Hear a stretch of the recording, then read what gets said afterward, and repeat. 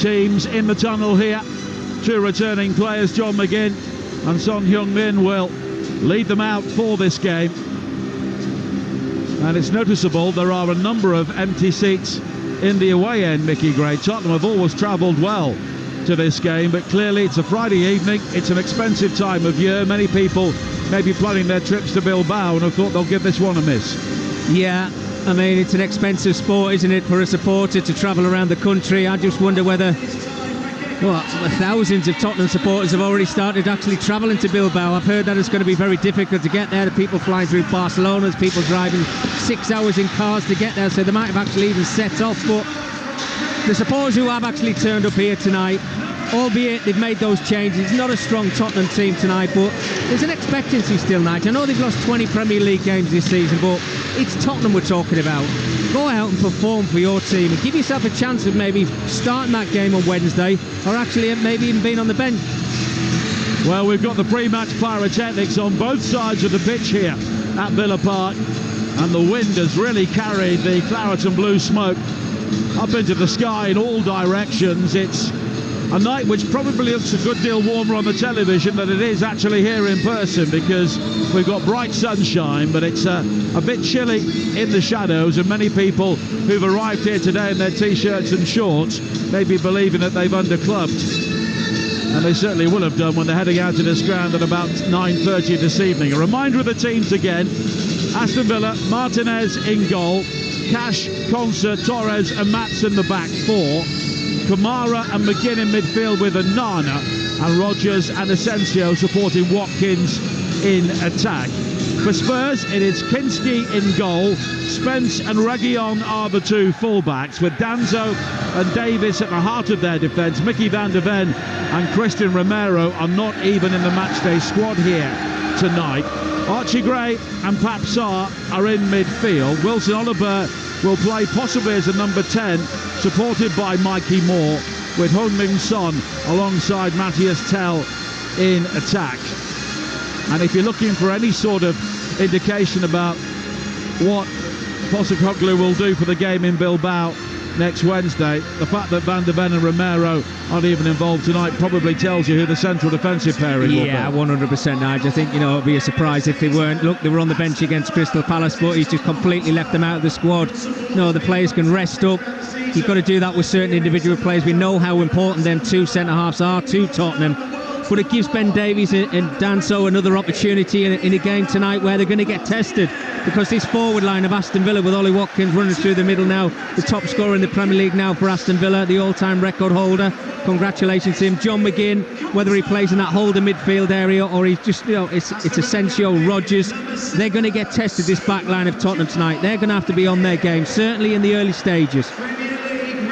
Peter Banks, our referee here tonight. Busy week for him. He was in charge of Sheffield United's win over Bristol City in the Championship playoffs on Monday.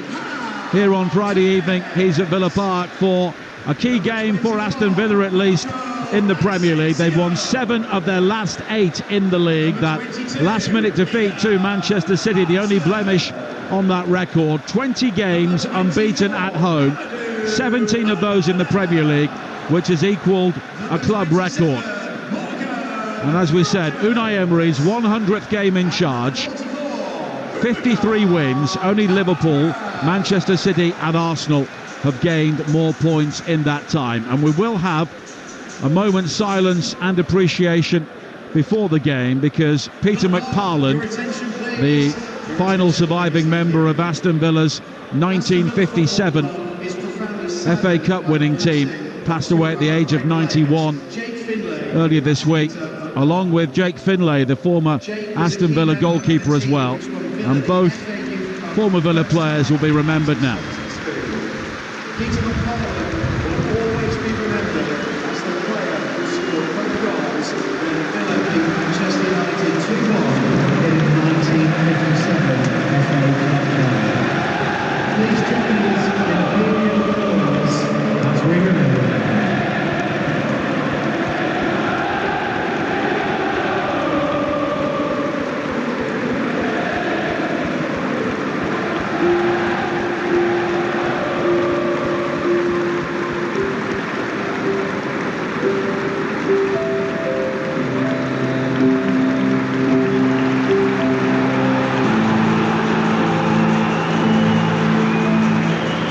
Peter McParland in particular was also a very popular figure in Northern Ireland as well. He was a key member of their team which played in the 1958 World Cup, and he is on the front page of the Aston Villa programme here tonight.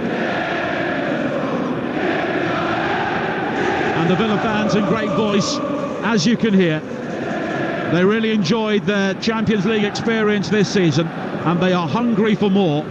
But the reality is they will probably need 2 wins to have any chance of finishing in the top 5. And it's Tottenham who get the game underway in their white shirts with blue shorts, attacking the Holt end away to our right.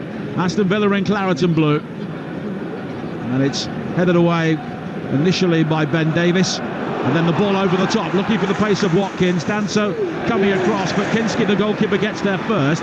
Hammers the ball over our heads into the second tier of the main stand. Well, we might see a lot of that tonight. Kinski coming out of his 18-yard area. If everybody can remember his debut, he did that a lot. Ball-playing goalkeeper, and he's going to get tested because Ollie Watkins will not stop running.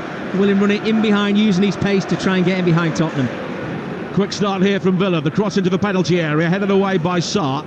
And now controlled by Reguilon, starting his first Premier League game of the season. Only 3 appearances from the bench for the Spaniard. A long ball played forward, which finds his fellow Spaniard, Pau Torres. And Villa will look to bring it forward again. And interesting, Mickey, that Tyrone Mings and Luca Dean have both been left out tonight. Yeah, it is a surprise. And again, you know, it's the rotation of the squad for Unai Emery, bringing Pau Torres back into the starting 11.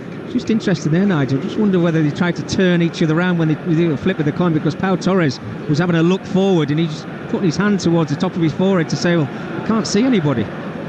Now Torres with a high ball wide towards the far side, taken down well by Cash.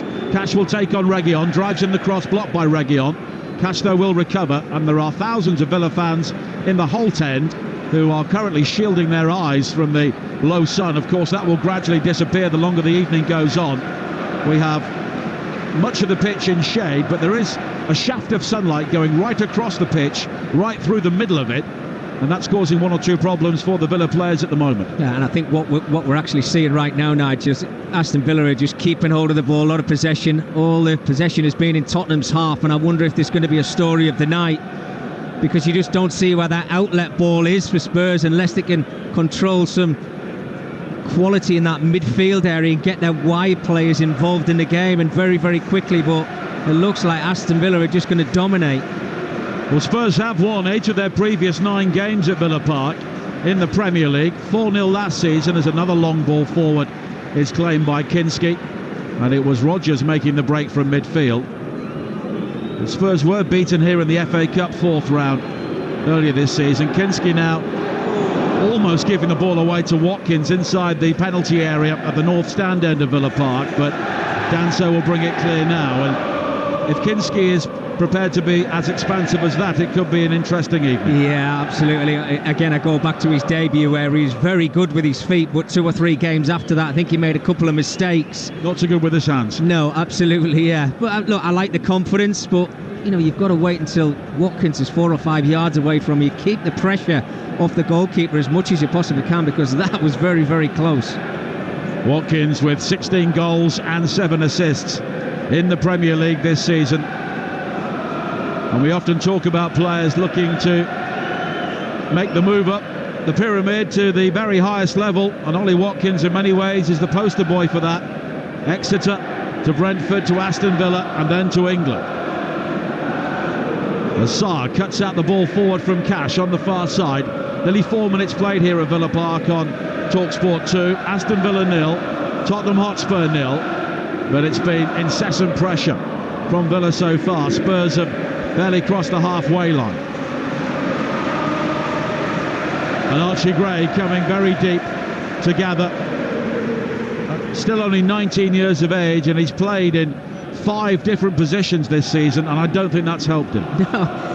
And to be fair, he's never let anybody down in either position that he's played in, Nigel, has he? I mean, he's done a really good job, but you do feel for him. I think when you're a young player breaking through, you want that settled position, you want that run of games where you can get comfortable in that position. But for Archie Gray, it's just chop and change every week. Now a long ball played forward for Spurs. Son into the penalty area down the left, but he was just under pressure from Cash, who got something on the cross-come shot, and it's gathered by Martinez at the near post. Well, that starts to go down as a big opportunity. Great ball from Ben Davies down the left-hand side to get him behind Matty Cash. And we know that Son's going to use his pace, but when he actually did get in behind him, it's like he was in two minds. Shall I take the shot on, or shall I try and pull it across the 6-yard area? I think first option, just get your laces through it and have a strike. 5 minutes played. You're listening to Aston Villa against Tottenham on Talksport 2 with Sky Sports. Don't forget, you can stream the biggest Premier League games available with no contract on now, like Chelsea against Manchester United, live today. Search Now Sports. Pau Torres bringing the ball out for Aston Villa again, finding McGinn in the sunshine on this near side. Gray looking to stick to him very, very tightly, and it's back towards Torres again. And Onana. Torres has got time here to maybe think about the diagonal ball towards the edge of the penalty area, but he shuttles it back towards Onana. Now Torres with the high cross in, looking for Watkins. It's poured away by Kinski, but Watkins will recover it now at the far post on the right. He'll try and take on Son, breaks into the penalty area. Kamara back towards Son, low shot from him, and it's gathered by Kinski. It's wonderful play. The initial ball into the area is a very good ball, and Kinski didn't really look too confident.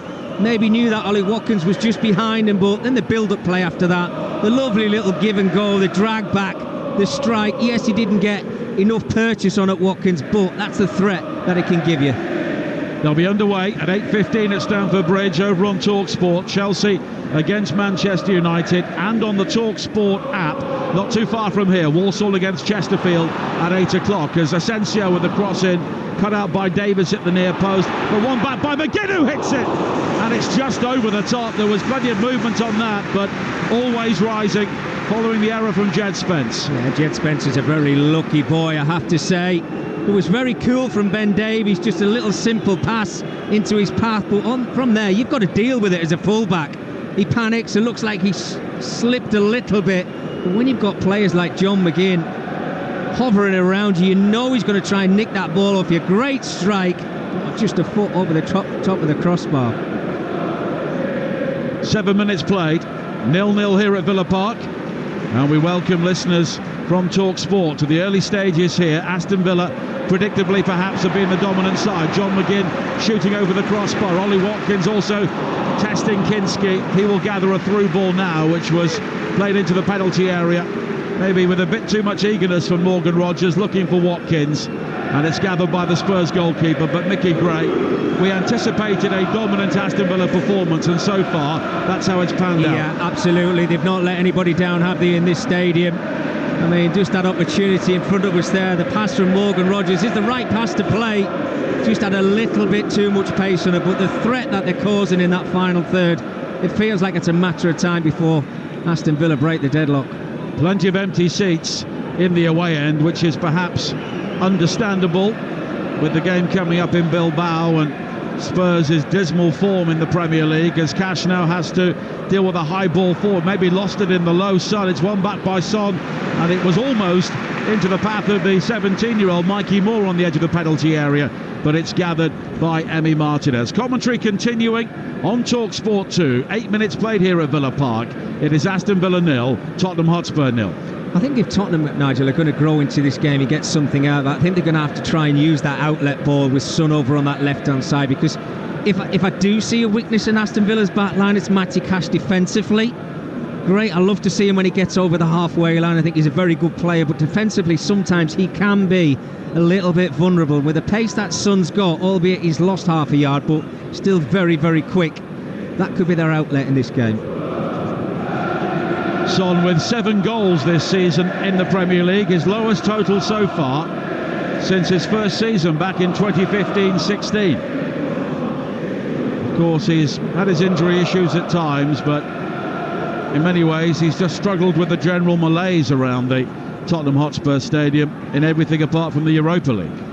What is it they say, time waits for no man, and I think it just seems to have caught up with Son. The little niggler injuries now, where he may be out for a week, he's now out for 2 or 3 weeks, just starting to catch up with him a little bit. I do hope he does find his form again, because he's been one of the best players for many years that I've seen in the Premier League, and I want to see him hit those heights again. Yes, it's difficult, but we know he's a talented player. Unai Emery bellowing at his players to move the ball forward here with more pace. Begin now, scuttling forward down the left-hand side. It's left for Matson, who comes in field. Right foot curler from him, and it's over the top. And we can see Unai Emery very extravagantly looking for more rotation from his midfield there with a twirl of the arm. But his team at the moment continuing to put Tottenham under relentless pressure. Yeah, I think what he's wants runners from midfield. He wants his fullbacks overlapping their wider players. It's not to say that it wasn't a very good move. Good play again from John McGinn. He started the game very lively, I have to say. The little drag back to Matson, but when he went onto his weaker right foot, I don't think anybody in this stadium was expecting him to fire that into the top corner. Unai Emery with his 100th Premier League game for Villa. It's Ange Postecoglou's 99th for Spurs in all competitions. Asensio coming forward now, plays it square towards Kamara. The 1-2 with him on the edge of the penalty area with Watkins, but it doesn't quite come off. Kamara unable to gather, but it's won back by McGinn, putting pressure on this near side, but it spins out of play. But it will be a Tottenham throw-in by the corner flag. Only 10 minutes played, and already Tottenham looking to slow the game down from restarts. Yeah, they are. Yeah, they're breathing already, aren't they? They're just wondering how they can get out of their own half. John McGinn's been outstanding so far in the game. When he plays in Asensio there, I just wonder whether he could try and chop that back onto his left foot. We know he's got the quality to do so. Shot eventually come in, but it was really poor. Hotspur now plays it square towards Reguilon for Spurs. They move over the halfway line. Son again coming in field from the left with Tell in the centre forward position. The cross towards him, and it's sent behind by Konsa.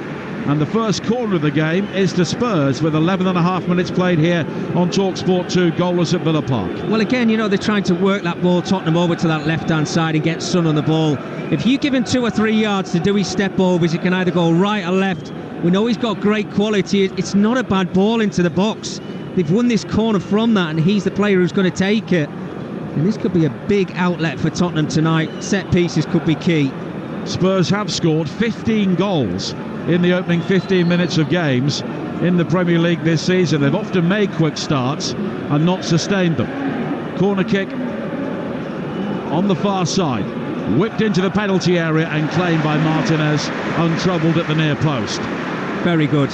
Great goalkeeping from Martinez there, I have to say. Looked like he was surrounded by a lot of his own players and Tottenham players, but he came through the pack and just plucked that one out of the sky.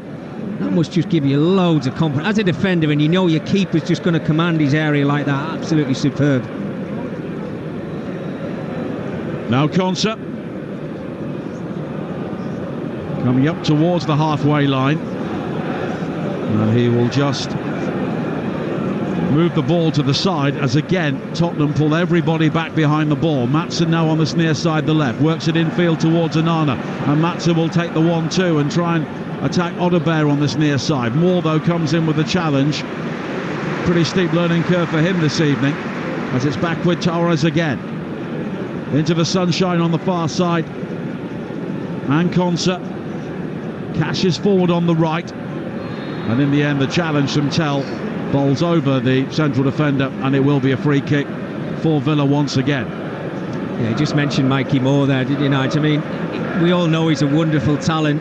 He's probably not playing in the position that he wants to play, and he maybe wants to be a little bit further up the field, but it's a learning curve tonight for him, isn't it? It's a lesson of knowing that he's not going to get that time and space to pick his head up and play those passes that we know he can do. He's going to be pressed, it's going to be hard for him, so he's got to just be that little bit sharper. And he's a player who often plays on the left, but not this evening, because that's where Son is. Yeah. And now Son again, riding the challenge of Asensio and working it wide to Hotspur, who can break over the halfway line down the left. Son again is prominent, and Cashier could be isolated. Tottenham have got an overloader. Son comes into the penalty area, hammers it towards goal, and it whistles over the top with Martinez beaten. Well, I tell you, it's a problem for Aston Villa down that left-hand side, because Son looks like he's at it tonight. Great ability again, the lovely little give and go, but you give him a chance to get a 1v1 situation. As I said before, he can go either left or right, and he whips this one just over the top of the crossbar. Villa have got to try and sort that out, because Matty Cash is in a 1v1 situation with him all of the time. He needs some help from his wide player. Well, it's Morgan Rogers on that side, and it may be a policy to try and keep McGinn, Watkins and Rogers really advanced. I mean, McGinn is playing as the sort of wide left player. I would have thought he would have been in the middle. And the thing with this, Nigel, with Son, look, you have just got to win your individual battle. And if Son wins his individual battle against Matty Cash, we know he's got an eye for goal, and we know he can make something happen in the game. That's their outlet tonight, Spurs. 15 minutes played, 0-0 here on Talksport 2 at Villa Park. The penultimate game of the Premier League season for both Aston Villa and Tottenham Hotspur. As Son now plays it down the centre, looking for Oliver, who's got there before Pau Torres. Wide towards Tell on the left-hand side. More waits in the centre. Tell with a low ball in, flick towards goal by Oliver, blocked by Martinez, and then a free kick has been given. But Wilson Oliver there with a great chance to open the scoring. An impudent flick, and Martinez made a really good save. Well, if anybody thought this was just going to be a slow game of football, and think again, it's end-to-end.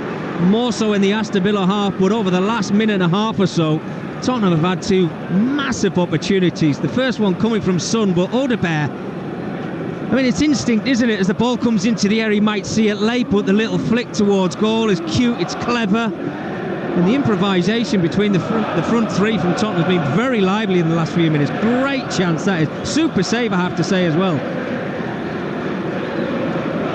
Now Konsa. Villa looking to respond with Kamara. The Tottenham fans here have now found their voices, and they'll be heartened by what they've seen so far. And Wilson Odobert could have a key role to play in Bilbao, live on Talksport next Wednesday in the Europa League final. And he's a player who missed basically half the season with a hamstring injury. But he is someone who could do some damage, and he's got that ability to drift and also bring other players into the game. Now Maatsen back towards Torres for Villa, and it's all the way back to the halfway line. And Konsa, Kamara,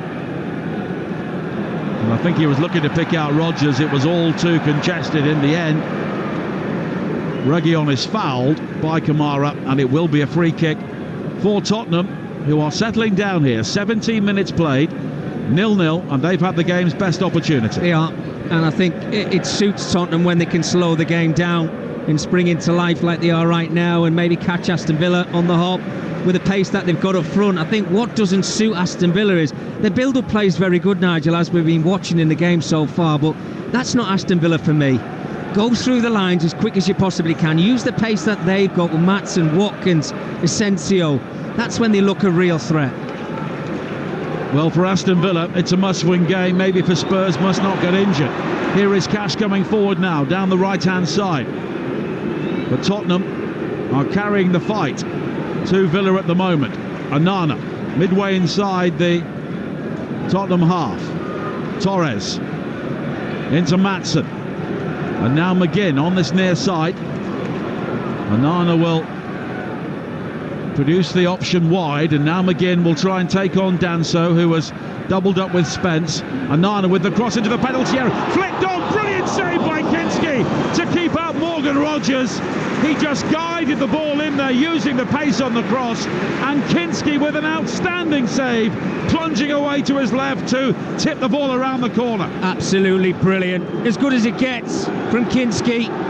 He's not aware that nobody's going to take a touch of this as the ball gets whipped into the area. He looks like Watkins is going to make contact with it. Whether he's in an offside position or not, I don't know. But that is an outstanding save. Corner for Villa on the far side. Both goalkeepers recently in the action. The corner is deep, headed away by Danso at the far post, taken down well by Onana. He's got Asensio in space on the left. Asensio with plenty of targets, but it's blocked at the near post by Gray. Hammered high into the pale blue sky by Danso. Kamara then missing his header under pressure from Tell, and it's hammered forward by Pap Sarr. and one bounce onto the thigh of Emi Martinez. Well, I mean, as they work that ball out to the left-hand side there, Aston Villa, and Asensio's tried to just whip it in behind and low. It's the right thing to do in that situation. Maybe people are thinking, well, dink it to the far post. But no, if you can beat the first man, you've got 2 or 3 Villa players running just to tap the ball into the back of the net. What a game of football. You're listening to Aston Villa against Spurs on Talksport 2 with Enterprise Rent-A-Car, making a big move or planning a clear out with vans of all shapes and sizes. If you've got a plan, they've got a van. Nearly 20 minutes played. Very lively game here at Villa Park as Kamara challenges Tell. Tell wanted the free kick, but Peter Banks allows play to continue.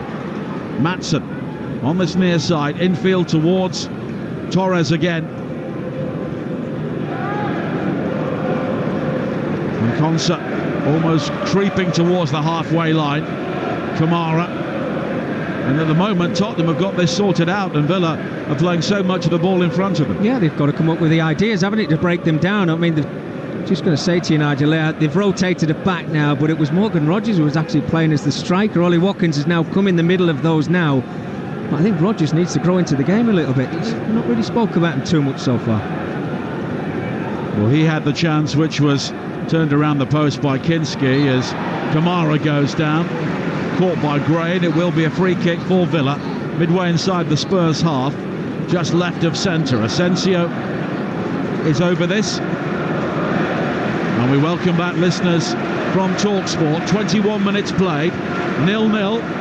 But both goalkeepers have recently made excellent saves. Aston Villa have a free kick here. Asensio and Maatsen are over it. Midway inside the Tottenham half, Villa dominated the opening 10 minutes or so, but then Tottenham suddenly sprung into life. Maatsen will leave this for Asensio. Clipped high towards the far post, headed away by Sarr. Kamara will try and keep the ball in play, and in the end he will allow it to run out and Villa have a throw-in front of the Tottenham fans on the far side. First, Emi Martinez making a really good stop to keep out a flick from Wilson Odobert after a good break from Matthias Tell down the left, and then at the other end, just a faintest touch on a cross from Morgan Rogers and Antonin Kinski with a brilliant save as the ball is worked into the penalty area there for Watkins, but he never really got hold of it, and Kinski is able to swoop on the ball. Well, I mean, the ball into Ollie Watkins there, it's quite cute. He's just tried to play in first time Asensio, and he just gets a little bit too much pace in it. But we've got 2 sides in it, so we're really going for it. And maybe have an argument to say that they should have taken the lead. Tottenham have had 2 very good chances themselves. Aston Villa have certainly taken the game to Spurs, there's no question of that. But it's end-to-end football. Cash has been clipped now by Sarr, and it will be a free kick. And the Villa fans have really brought the noise here tonight. They understand the situation. And the yellow card was flourished there. I think towards Matty Cash. Yeah, I mean, Matty Cash is the one who's waving his arms around. He was the one, he was complaining because he got clipped from behind. And I think he's just had a word with Peter Banks to say, is there any chance you're going to give him a yellow card? I'm not quite sure if he actually raised his hand. He does. Yeah, well, he's silly then, isn't and that's why he's being given a yellow card. You can't do that. Everybody knows the laws. And by this stage of the season, they should be aware of them. Yeah. Now Konsa plays it wide towards Cash on the far side.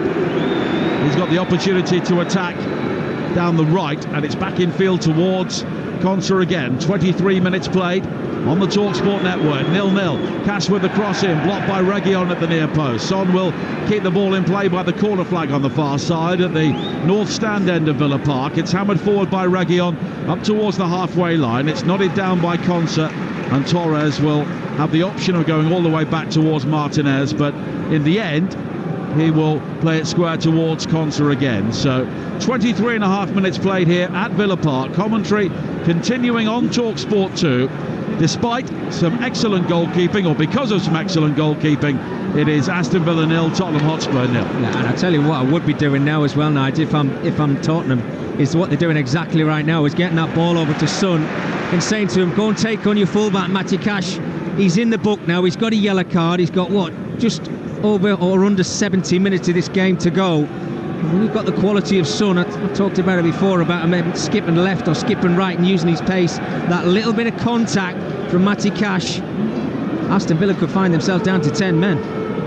We'll be looking ahead to tomorrow's FA Cup final during half-time here on Talksport 2. Of course, you can hear that game live on Talksport, 4:30 kick-off with Adrian Durham, Jim Proudfoot, Stuart Pearce and John Solarco, all part of our team at Wembley Stadium. Before that, here on Talksport 2, the second League Two playoff semi-final second leg, Wimbledon against Notts County with Ian Danta and Perry Groves. Wimbledon leading 1-0 from the first leg at Meadow Lane, and they'll be kicking off very soon, not too far from here at the Bescott Stadium. Walsall 2 up from their first leg at Chesterfield, looking to make the League Two playoff final after finishing 4th in a one-horse race. Now Konsa brings it forward now, wide towards Torres on this near side. He's got support from McGinn, but it's further wide to Maatsen. You can hear that Walsall game on the Talksport app, and as soon as this game is finished here tonight, we'll join the commentary here on Talksport 2 as Maatsen with a low ball into the penalty area, hammered away by Danso at the near post. Onana back towards Konsa, and Torres will take over, but yet again Tottenham are showing real discipline around their penalty area here. It's Gray who comes in with a challenge on Onana just in front of us, and McGinn goes back towards Torres again. Excellent defending from Tottenham, as you mentioned there, very disciplined. Nobody's coming out of their areas, they're just waiting to pounce on Aston Villa whenever they get themselves into a situation, a 2v1 situation. But the defending from Jed Spence and Maatsen moments ago, he was running down a blind alley, he had nowhere to go. Arsenal, the only Premier League team to win here this season. In the first game back in August, 17 matches unbeaten since, and Villa's recent run has propelled them back into the race. They look to be slipping out of contention. They were 9th, 5 points adrift before 8 wins in 10 games.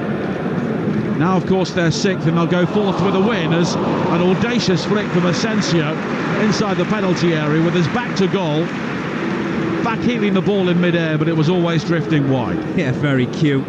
Not many players would have even attempted that from Asensio. Very clever, the ball in from Konsa, and just that little deft flick with the outside of his foot, tried to catch out the goalkeeper Kinski. Didn't really threaten the goal too much, but that's what he brings to Aston Villa. How much are Villa missing Jacob Ramsey tonight? Because it does disrupt the balance of the team when you've got a player like McGinn, for all his qualities, playing wide on the left-hand side. Well, Marcus as well, Marcus Rashford, Nigel, not in the starting 11. I think that power, that drive from those forward areas, midfield into the front players, I think they're certainly missing that. But that's not to say that John McGinn hasn't started the game really well. I think he has. He's on the ball a lot, and we know he's got that vision to try and pick out players. And he's certainly got an eye for goal. He had the strike that went over the top of the crossbar, but you're right, I think those two players you mentioned would have certainly made Villa better. And he's here tonight, Marcus Rashford, watching on as it's cleared away by Tottenham up towards the halfway line with Gray, hammered into a general area looking for Son, but Cash will guide his header back towards Martinez once again. Strange, isn't it, Nigel? Since Matty Cash has had that yellow card, and I said it, get the ball over to Son and test Matty Cash out if he's going to just dive in and make you silly foul. The ball's not been to Son.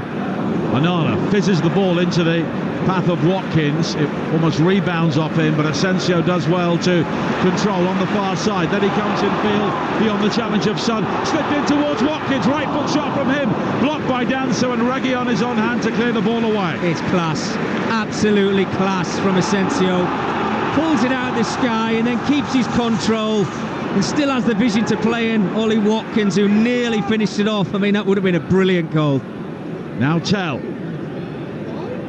Wide on the far side. A good ball in field. Son now can break towards the edge of the penalty area. He's forced wide by Onana. And it's back towards Tell again. And it's Papsar who takes over, and Spurs have to go all the way back into their own half here with Davis. But again, it's all coming down the left-hand side.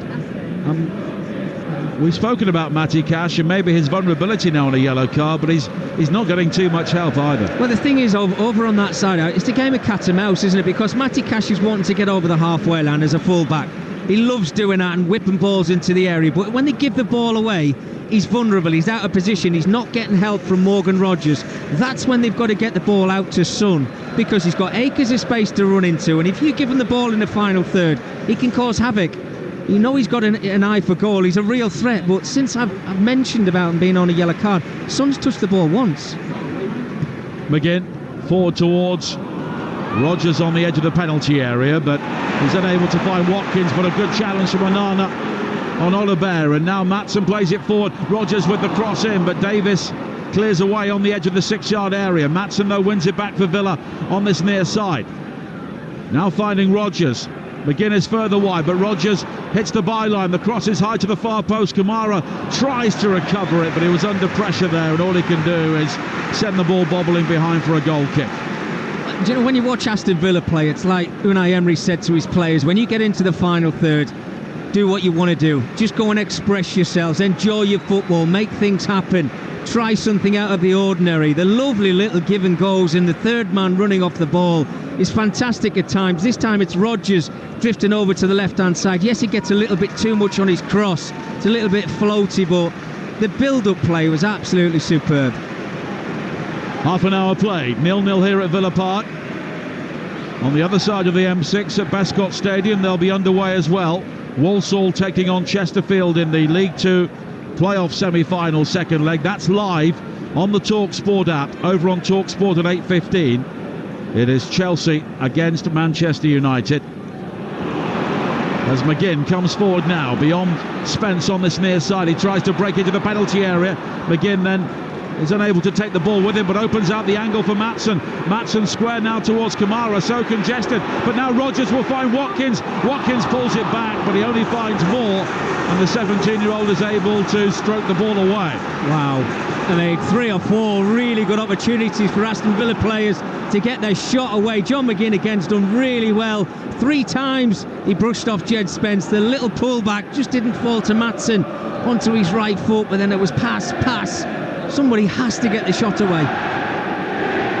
Rogers now down the right-hand side, pulls it infield looking for Cash, but it's cleared away again. And there's a great chance for Son to motor away and find Mattis Tell, but the ball actually hits him on the heel, but Son is able to recover. And you look where Matty Cash is now, just coming over the halfway line. It's their outlet, it's the chance that they've got to try and break down Aston Villa. It's going to come from a mistake from a Villa player down that right-hand side, or somebody giving the ball away. But that's what they have to try and do, get the ball over to that left-hand side, because Tottenham's opportunity tonight to win this football match is probably going to come down that side. But we are seeing maybe elements of Tottenham's overall inconsistency this season. They've won 4-0 at Manchester City. They've beaten Villa 4-1 at the Tottenham Hotspur Stadium, coming from behind back in November. They do have good players, and they can produce sporadic performances as they cross into the penalty area here from Reguilon. It's behind Odobert, and it's quickly played forward by Rogers, looking for Watkins, but Davis will rise to head the ball away, and Watkins under pressure from Gray holding on to him there, but Peter Banks allows that to go. Watkins will have a second go at Gray, then he hauls him down, and that will be a free kick and a yellow card. Yeah, silly from Archie Gray. I think it's frustration.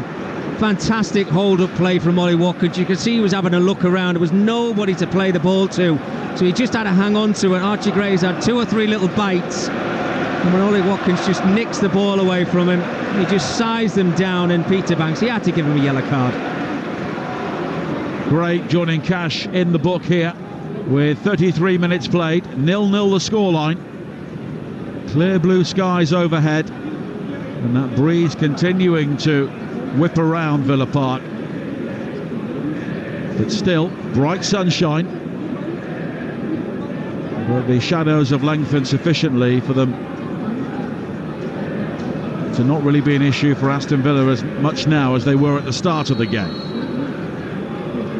Cash with the free kick, wide on the right-hand side, but he leaves it for Asensio, headed away by Reguilon at the near post. Nodded wide by Kamara. Asensio A deep ball across to the left-hand side, and Rodgers will be penalised for a nudge there on Tell, and it's a free kick for Tottenham Hotspur. Only 1 win in 10 for them, and that was against Southampton. And they're going to finish in the bottom half of the table for the first time since 2008, which was also the last time they won a major trophy. Is it written in the stars? I think, you know, Ange Postecoglou's in that dressing room before kick-off, Nigel. What you would say to your players was, look, be the best of the worst, if that's the right way of putting it. Don't finish 4th from bottom. You've still got a bit of pride. Try and, you know, win your last 2 games in the league if you possibly can, or get something out of it. Maybe Man United will drop into that 4th from bottom position, because it's somewhere where you don't really want to be. I know they want to be in the top of the table, chasing Champions League positions, but they're not. But still have a little bit of pride and say, right, OK, well, there was one other side worse than us that didn't get relegated. And we're playing them in Bilbao, possibly. Yeah, absolutely. Well, the lowest Premier League finish was 15th in 1994 under Ozzy Ardiles. Villa moving forward now with Rodgers. Asensio on the edge of the penalty area. He can hit this right foot, and he does, and it's just wide. Well, Kinski was rooted to the spot there. Marco Asensio has made a habit of the spectacular since his arrival on loan from Paris Saint-Germain, but that shot flashed just wide. I just think he's a brilliant talent. I mean, he's done so well again here, Asensio, and he's going to be a bargain in the summer. Nigel, what is it, 15 million quid I think they're asking for him? I mean, it can't just be Aston Villa who are after his services, because there has to be other. You would imagine they are head of the queue. He's a top player. He's absolutely superb. His first touch is wonderful. He's perfect for the Premier League. I just think he's a real talent. Well, Paris Saint-Germain get the French league title trophy tonight, and he will get a medal. Yeah, and the bizarre thing is he played against him in the Champions League for Aston Villa. I didn't quite get that, but it is what it is. Now Matson on this near side, and Pau Torres has the opportunity to bring the ball out, something he is very happy to do. And I'm sure we would have seen him more this season, but for a metatarsal injury in January. Well, didn't they bring him back, and I think he got injured in his first game and had to miss a couple of games, didn't he? I mean, it's just been one of those stop-start seasons for him, because we know he's a very good player. Well, he and Tyrone Mings have basically shared duties in recent times alongside Konsa. Asensio there was caught by Sarr, and Peter Banks tried to allow the advantage, but in the end Asensio just stumbled, and play will be brought back for the free kick. I mean, how many niggles do you want to have at somebody's ankles? 1, 2, and he just got to the point where he was saying to the ref, come on, blow your whistle. He's enjoying himself, Asensio, tonight. But Villa are yet to score. Tottenham have not been involved in a 0-0 draw in their last 117 Premier League games. You've got to go back 3 years to a goalless stalemate against Brentford. McGinn over this free kick, swirled high towards the far post, nodded down, and Kinski will make the save to keep out Konsa. It's a fantastic ball in from John McGinn, and dare I say, I think Konsa's got to do better with this. You know, he can guide it towards the corner a little bit more, or the other option is just head it back across the 6-yard area. Well, that looked to be the better option with so many players in support. But Ange Postecoglou standing there with his hoodie over a couple more layers, and what's becoming I wouldn't say chilly evening, but less than warm now. But I think he'll be happy with what he's seen overall from a team which will surely look very different when they head to Bilbao, live on Talksport next Wednesday in the final of the Europa League. Of course, we will be there with Adrian Durham, Jim Proudfoot and Dean Ashton, live from the Basque Country, as Asensio comes forward now, finding McGinn on the edge of the penalty area, slipped through, and it breaks back towards McGinn, and it squirts out of play on the far side, and it will be a throw into Aston Villa. Yeah, it's just not quite fallen for Aston Villa. Of all the very good play that they've had, when they get around the edge of that 18-yard area, it's like a wall of Tottenham players that they've got to try and work around, and somebody's got to come up with that perfect pass It's just taken a little slight deflection at times. They're not quite getting in a position where they can get their shots away, but they do look lively. Throw in here, which is taken short by Cash. Kamara avoiding the offside, so he goes all the way square to Konsa, 30 yards out. The crowd urging him to shoot, but it's back towards Kamara, who shimmies in field, and now Matson in space on the edge of the penalty area. Further wide towards the left at Asensio, who's around the back. High cross to the far post is headed away by Oliver, and here is Son, and he'll try and breeze beyond Kamara, and that's what he's done. And once again, Cash is out of position here. Son into the penalty area, plays it low, but behind both Tell and Oliver, and McGinn can run it clear. It's absolutely fantastic from Son. The burst of pace, I mean, people keep telling me he's lost half a yard of pace. Well, I didn't see it then. But is it just that little bit of inexperience from Tell and Odebear? They both made the same run, trying to get into the 6-yard area. One of them has to stay out and hold back. So he's got two options of near post and far post. Brilliant play from Son. And as you mentioned, Nige, again, Matty Cash, he's nowhere to be seen. Currently, Villa 0, Spurs 0 for the latest odds. Head to William Hill, the official betting partner of Talksport 2's Premier League coverage. Right now, Villa 11-4 on, Spurs 13-2. The draw is 4-1. Ollie Watkins to score the first goal. Was 3-1, now 7-2. All thanks to William Hill. 18 plus, gambleaware.org. Cash wide towards Asensio now. A crossfield ball from him, from right to left to pick out Matson, who will try and take on Mikey Moore. McGinn is the option in field, but instead it's back towards Konsa, and now Torres, and at times Villa rather stodgy in this sort of area, but that's a good ball to find Cash, but it's blocked at the near post by Reguilon, and Spurs will look to break again, and once again Cash is well behind the play as Son goes further forward towards Tell, but Konsa's quick enough to win that back. Yeah, good defender from Konsa. Shuffle it across to that right-hand side. We keep mentioning it, Nige, don't we? But I'm not blaming Matty Cash. Surely someone's got to fill in. No, absolutely. Look, I mean, if his manager's saying to him, you get over the halfway line and make something happen in the opposition's half, which he has, to be fair. He's put some decent crosses into the box, and on this occasion his volley nearly makes its way into the 6-yard area. But it's when they lose the ball. Do they then shuffle a midfield player over to that right-back position, or Konsa, as we've just seen there before, has to go across and help out in that right-back position? Maybe it's the way that Unai Emery wants to play, but the worrying thing for me is that yellow card that he picked up on, 20 minutes? McGinn plays it back now towards Torres, and Matson will take over on this near side. Pau Torres with an excellent ball to find Matson on the edge of the penalty area. Asensio charging into the box, but his cross intended for Watkins is headed away by Sarr, and it will be a throw into Villa on this near side with 3 minutes to play in the first half here on Talksport 2. Well, what I would say, with this game still being at 0-0, Tottenham have defended very, very well. Aston Villa have had the chances.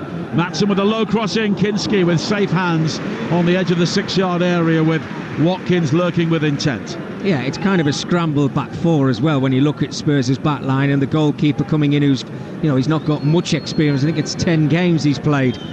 But they've defended well. Those balls that have come into the area when they needed to, they've cleared their lines, and they've looked a real threat on the counter-attack. We're here at Villa Park, a real cathedral of English football, and we'll be at another on Sunday. Exclusive national radio commentary of the final Premier League game from Goodison Park, Everton against Southampton. Really looking forward to that. I'll be alongside Adrian and Andy Townsend for that game.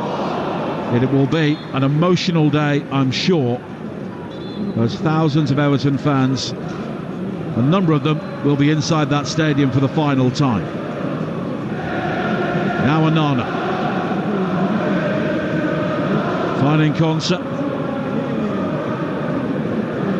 Villa looking for that goal just before half-time, which would certainly transform the mood in both dressing rooms. But Tottenham have produced a very good away performance so far, and we've not said that on too many occasions this season. Only Southampton and Leicester have lost more games away. But now Matson picking out Pau Torres on the left. The cross is deflected towards the edge of the penalty area. Asensio gets there before Oliver. Torres has to come back onside, so Torres plays the cross in. Torres now onside, recovers possession. Asensio slips it in towards Maatsen, and it's blocked by Gray behind for a corner as we enter the 45th minute. That cheeky little run that midfield players for Aston Villa make when Asensio's on the ball, or any of the midfield players, it's kind of the overlap and run, or underlapping at times. It doesn't half work for them. It's so clever. Asensio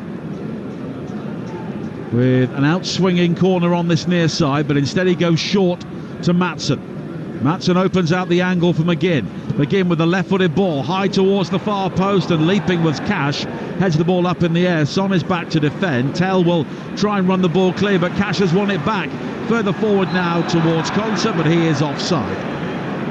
Yeah, centre half there, just standing in an offside position in Ezri Konsa, because Matty Cash has done really well. He shielded the ball, he's strong, but he's trying to play that ball down the line, and Konsa just never had a look along. Maybe had his defensive head on there, but you've got to get yourself back on side, then you can keep the build-up play going. James Bell, the fourth official, tells us there will be a single added minute at the end of the first half, and one or two Aston Villa fans around us slightly quizzical. 71% possession, as Mickey has just shown me. 8 shots, 3 on target, but no goals. Yeah, and that's what it's all about. Maatsen coming forward here, but Danso does well to come across and clear, and Torres will go all the way back towards Emi Martinez once again. Villa have dominated possession, but we have seen Tottenham offer a threat. They've not come here to simply sit there and wait to be broken down, or set Villa the challenge of trying to break them down. Son has been lively down the left-hand side.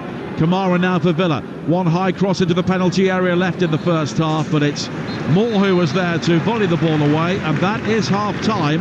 Unai Emery, head down, stalks towards the dressing room in front of us, and he's got some work to do, because this is a game that Aston Villa simply have to win in the race for the Champions League, Mickey Gray, and at the moment they are not winning it. Yeah, well, they're just not coming up with the answers. You know, you can look at all the stats in front here, 26 touches in the opposition's half, but at the end of the day, at 45 minutes gone, Aston Villa 0, Tottenham 0, because Tottenham defended. When they've had the chance to clear the lines, they have done. They've tried to catch Aston Villa on the break, which on a couple of occasions they have done so.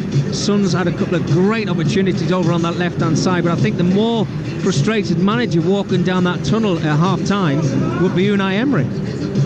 And as for Spurs, look, we've given them a bit of a coating at times this season, and maybe in the build-up to the game tonight. And there are players here who probably know they won't be playing on Wednesday, but they're trying to do their best to give the manager a decision to make.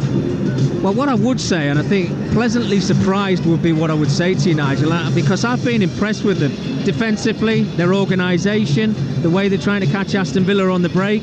And I think Ange Postecoglou has maybe said to his players, look, I've got my 11 in my head for a Wednesday, but that doesn't mean to say I can't make changes. And if you go out and impress tonight, there's a chance of you playing in a huge game against Manchester United. And those players have done very well in the first half.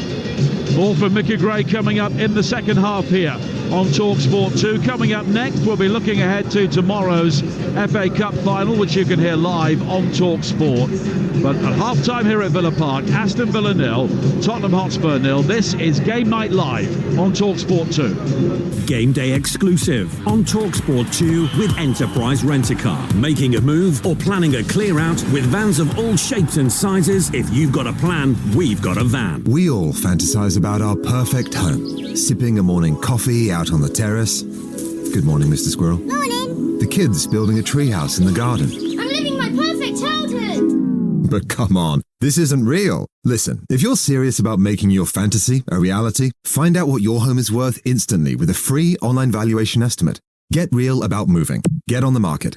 Most common time to obtain an online quote between 1st of April 2024 and 30th of June 2024 was under 3 minutes. Excludes Northern Ireland. The autopilot order.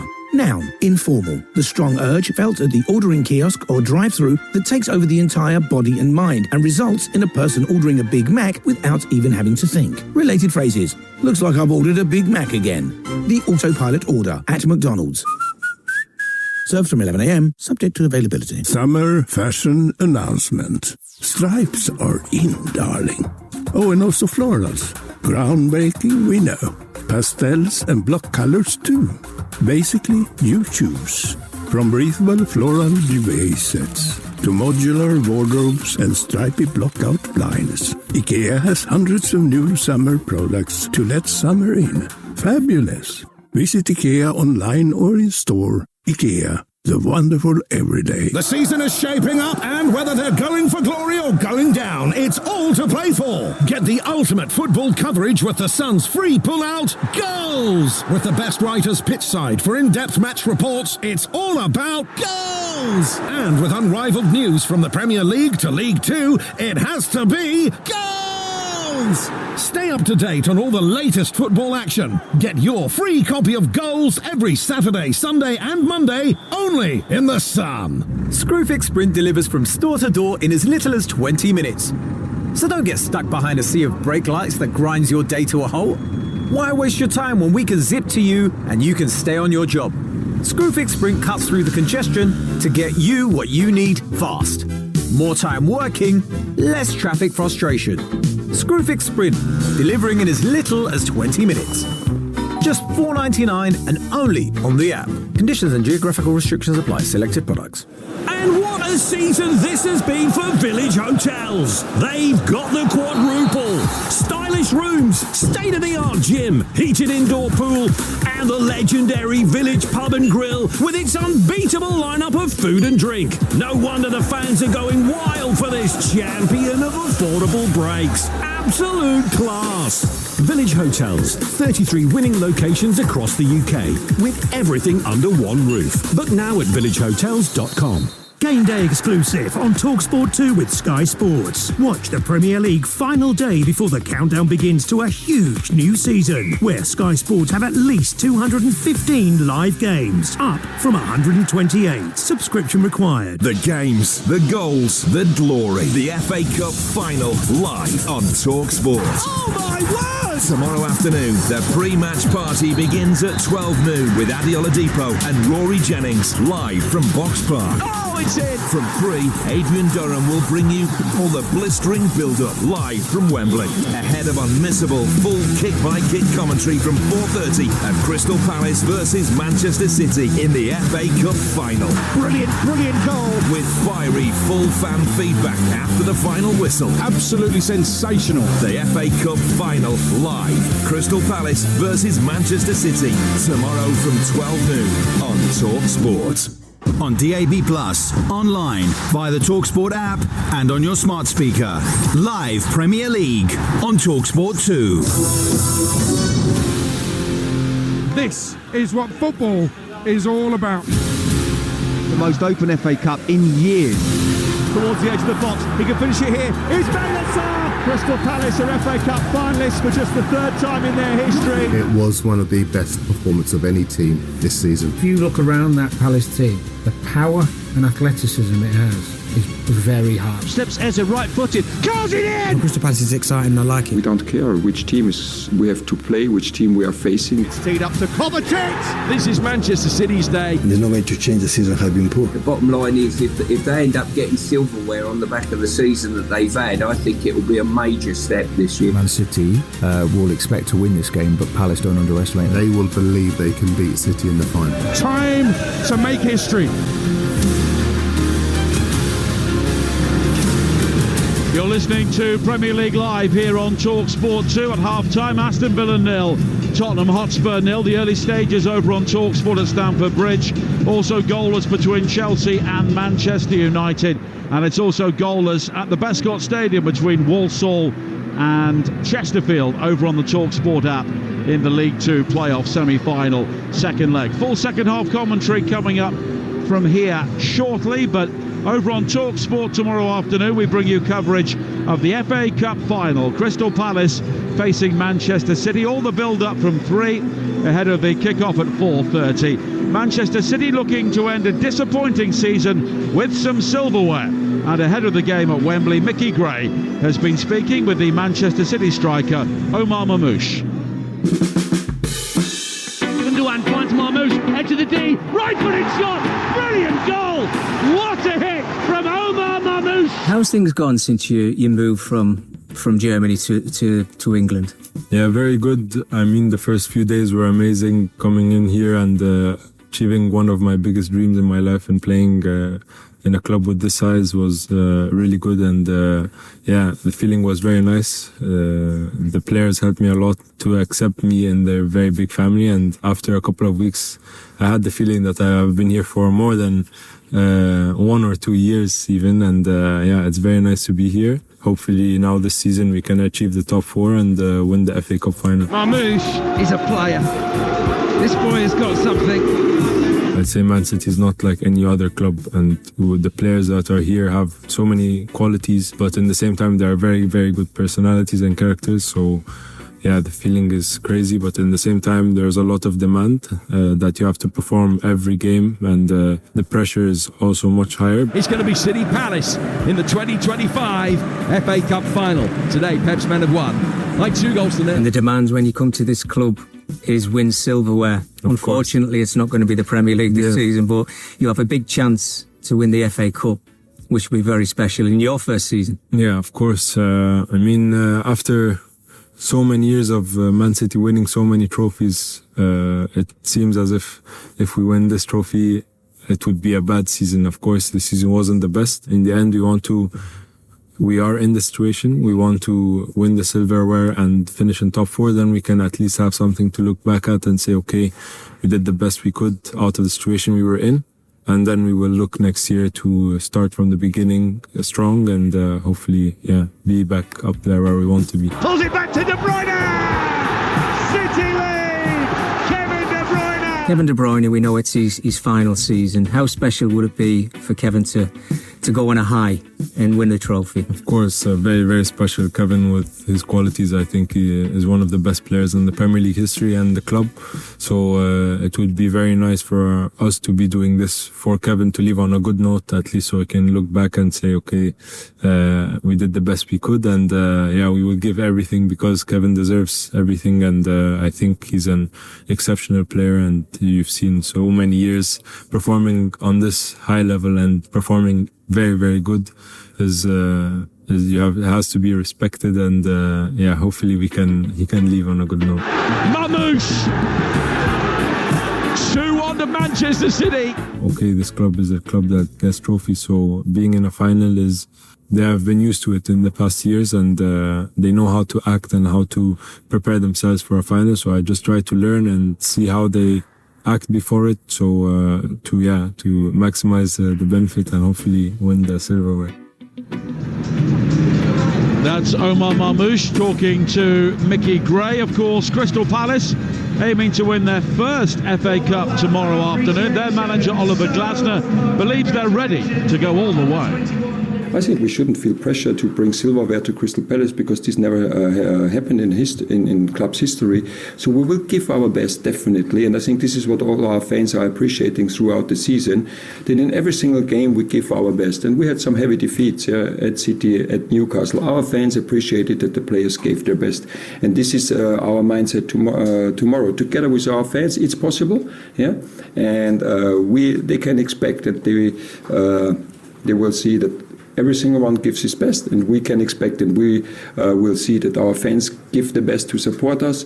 And then it's football, so many things can happen, but we want to do it in our way. We will do it in our way, and I think then we have the best chances to win the final. But I think Man City will do the same, and then again, this is why 90,000 will watch, and I don't know, millions in front of the TV because nobody knows the result. But we feel ready to win it. And you can hear live commentary of Crystal Palace against Manchester City on Talksport tomorrow afternoon from 3 o'clock. The Aston Villa youth team have just been parading the FA Youth Cup around the pitch here at Villa Park at half-time, but so far their senior team have found it hard going. Asensio with the cross in. cut out by Davis at the near post, but one back by McGinn, who hits it, and it's just over the top. Tottenham have got an overload. Son comes into the penalty area, hammers it towards goal, and it whistles over the top with Martinez beaten. Son looks like he's at it tonight. Tell with a low ball in, flick towards goal by Onabet, blocked by Martinez, and then a free kick has been given. If anybody thought this was just going to be a slow game of football, then think again. It's end to end. Anana with the cross into the penalty area, flicked on, brilliant save by Kinski to keep out Morgan Rogers. Absolutely brilliant, as good as it gets from Kinski. Asensio on the edge of the penalty area, he can hit this right foot, and he does, and it's just wide.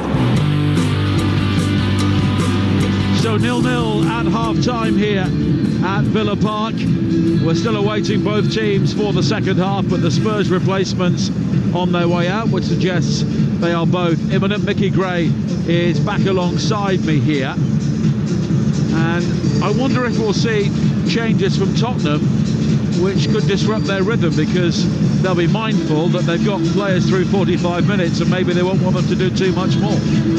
Well, you look at Son straight away, he springs off the page, doesn't he, Nigel? I mean, how much has he got in him? Is it 60, 65 minutes? Do you take the risk? He's given him an extra 15, 20 minutes when we know how important the midweek game is. So I think Ange Postecoglou's probably got that in the back of his mind. He's thinking, right, OK, well, we've got through 45 minutes. I'm quite happy with what I've seen, but I do need to make those changes, which, you know, when you look at the bench, they've got quality. Of course they have on the bench, Brennan Johnson, Solanke, but he probably doesn't want to use them. Maybe somebody like a Richarlison, he could come on, but I think that would change the system a little bit for Tottenham, because Son's been out on this left-hand side, and we know Richarlison will probably go through the middle, but, you know, the personnel there, they can do it if they want to. Well, both teams coming out for the second half here at Villa Park. And there don't look to be any Tottenham changes initially, or for Aston Villa as well. So Spurs are continuing, and I suppose they're continuing to run the risk, but at the same time, if Ange Postecoglou picked a completely weakened team and got hammered, he will get hammered anyway, so he can't win. Yeah, and it's a Premier League game where I think most Tottenham supporters have probably given up on that already, haven't they? But he's managing his side. He's obviously quite happy with what he's seen in the first 45 minutes. He might give it 10 or 15 minutes to say, look, we're going to get a chance in this first 15 minutes. If we can get in front, I'll chop and change then. But at the moment, the players are quite happy to get out there, and I'm quite happy they've done that, because it's a really good game of football. Tottenham in their pre-match huddle, they'll be defending the Holt end away to our right-hand side in the second half. Aston Villa in their claret and blue will get the game underway. Martinez in goal, Cash, Konsa, Torres and Maatsen their back four. Holding in midfield, Kamara and Anana. And we have seen Rogers playing on one side, McGinn on the other, with Asensio in behind Watkins in attack. The Tottenham team, Kinski in goal, Spence on the right, Reguilon on the left, Anso and Davis in the middle, Gray and Sarr holding in midfield, with Son wide on the left-hand side and Moore wide on the right-hand side, with Tell playing as the main striker, Wilson Onabet behind him. Aston Villa have got the second half underway. The entire pitch is in shadow now after the bright sunshine, which we can still see reflected in the lower tier of the Holt end, but it's a weaker sun now as we head towards dusk. And Aston Villa know they have to win this game. Still goalless, by the way, over on Talksport at Stamford Bridge between Chelsea and Manchester United, and also on the Talksport app between Walsall and Chesterfield in the League Two playoffs. So Walsall still 2 goals up from the first leg.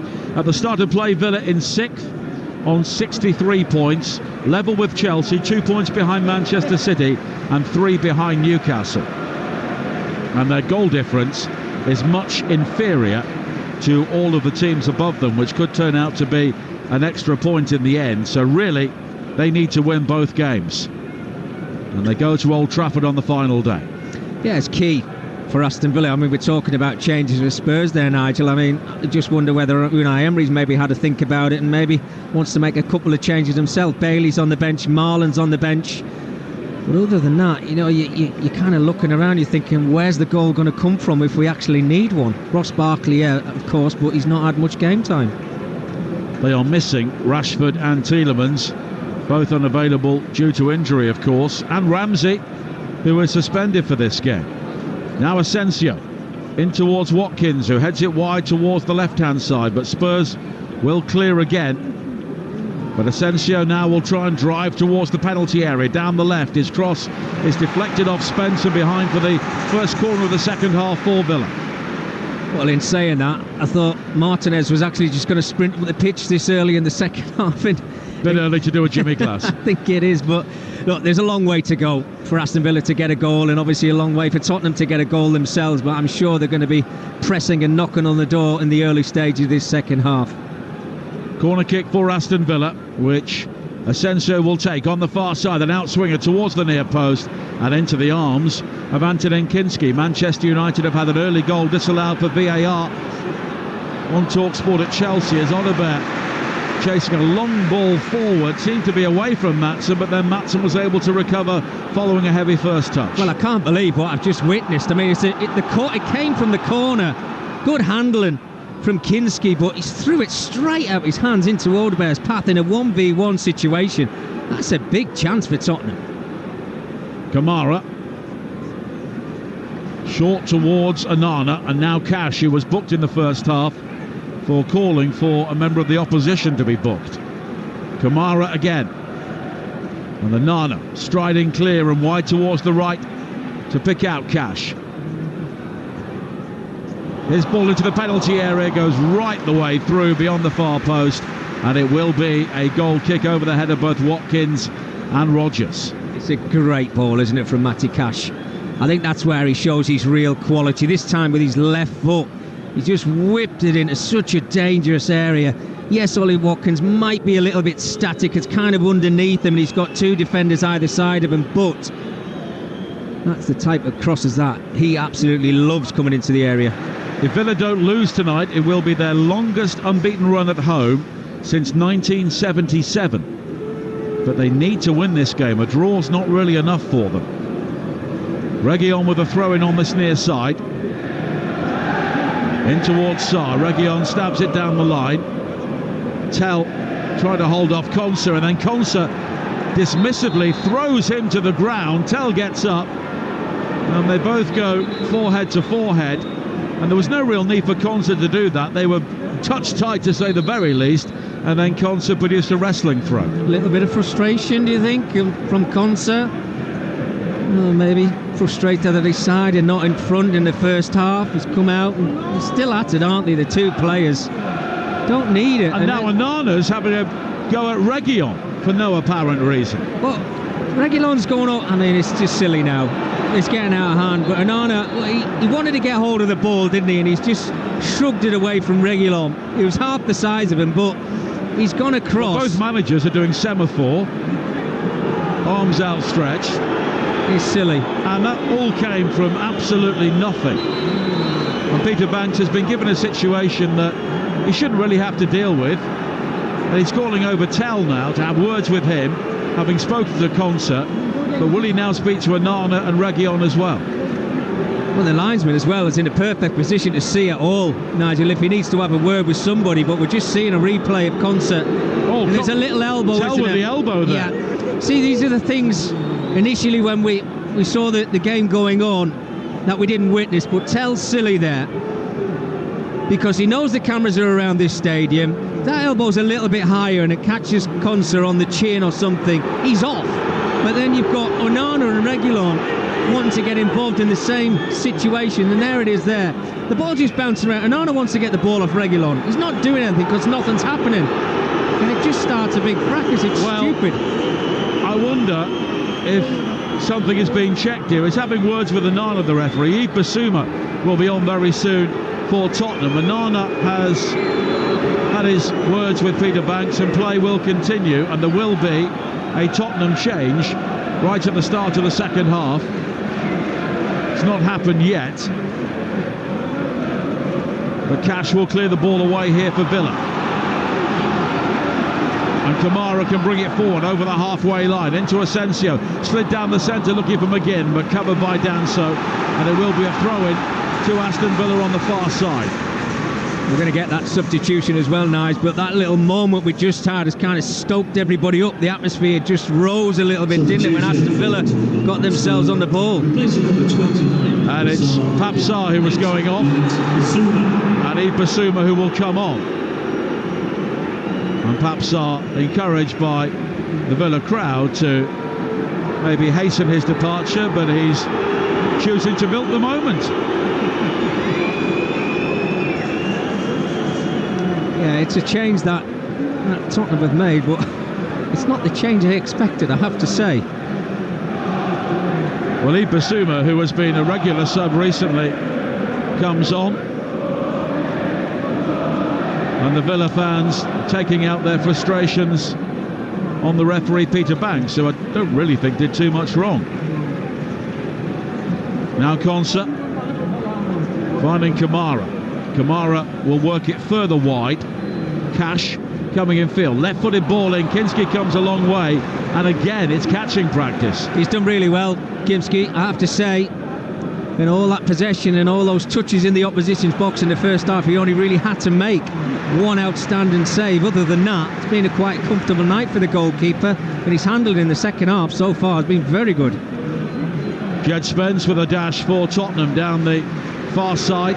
The Tottenham subs are warming up in front of us, including Brennan Johnson. I would be staggered if we see Brennan Johnson on the field tonight. Yeah, and I think maybe similar with Solanke.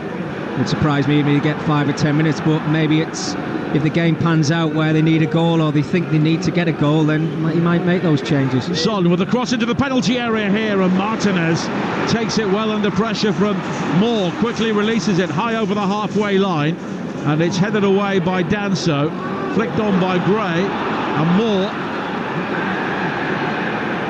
is fouled inside the Villa half. I think the Villa fans believed he was coming back from an offside position, but there was no flag. He was then caught by Anana, and the free kick is taken quickly by Gray. Wide to this near side, just in front of us, and Son. Reguilon on the overlap outside him.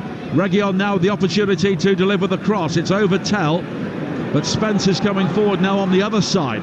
The Spurs right, in front of those Spurs supporters, amid plenty of empty seats. But to be honest, you can't really blame those who have stayed away, but Tottenham, though, are playing well here. Son. Down the line for Oliver. Son takes over again. Kamara will put a hand on the shoulder, but Son shrugs that off and goes back towards Reguilon again. And once again, Unai Emery just telling his team to calm down, but it's Spurs who have the ball at the moment, and plenty of it. Yeah, completely right. I mean, Aston Villa at the moment, they're rushing everything. Whether it's Martinez, the goalkeeper, trying to clear his lines, he's only really got Ollie Watkins to aim for. Tottenham, on the other hand, you can see what they've done in this second half on a couple of occasions, albeit in front of us right now it's not happening, but they've started to double up on Son down this left-hand side. Now Tell, back towards Son, 25 yards out in a central area. He heads across the field towards the right, finds Spence. Moore now with the opportunity to try and attack Maatsen. Back towards Tell again, and Danso takes over. Villa have got everybody back inside their own half here. Spurs dominating possession 10 minutes into the second half.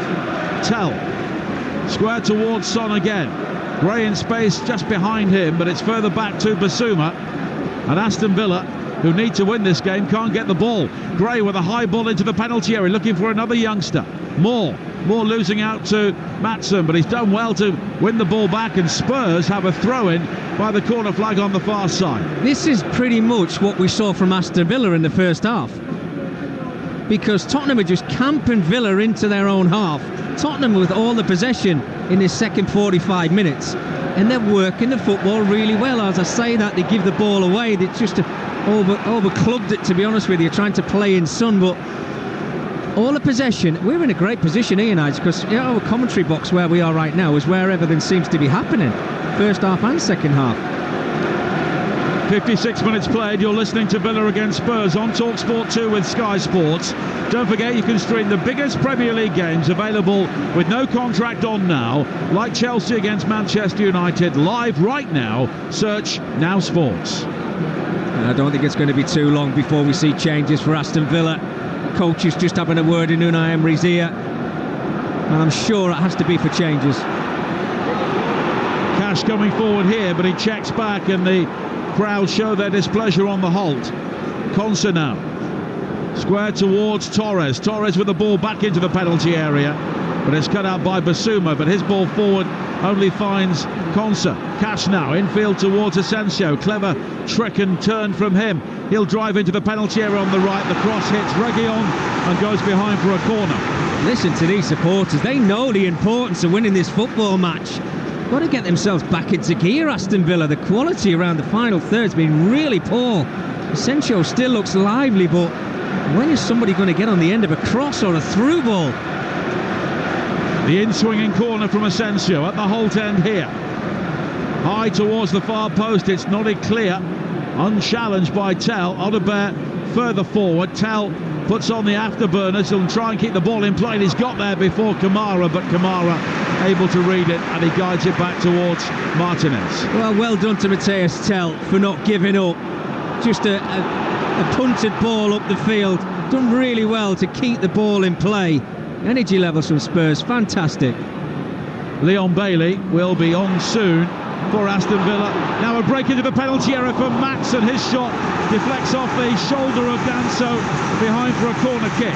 Amazing how momentum can just change, where somebody just gives your side a little bit of a spark. Maatsen on this occasion, it was a very tight angle, I have to say, to take this shot on. I think the better option would have been to cross it into the 6-yard area. Ross Barkley will be on soon for Aston Villa as well, as they look to crank up the pressure themselves here.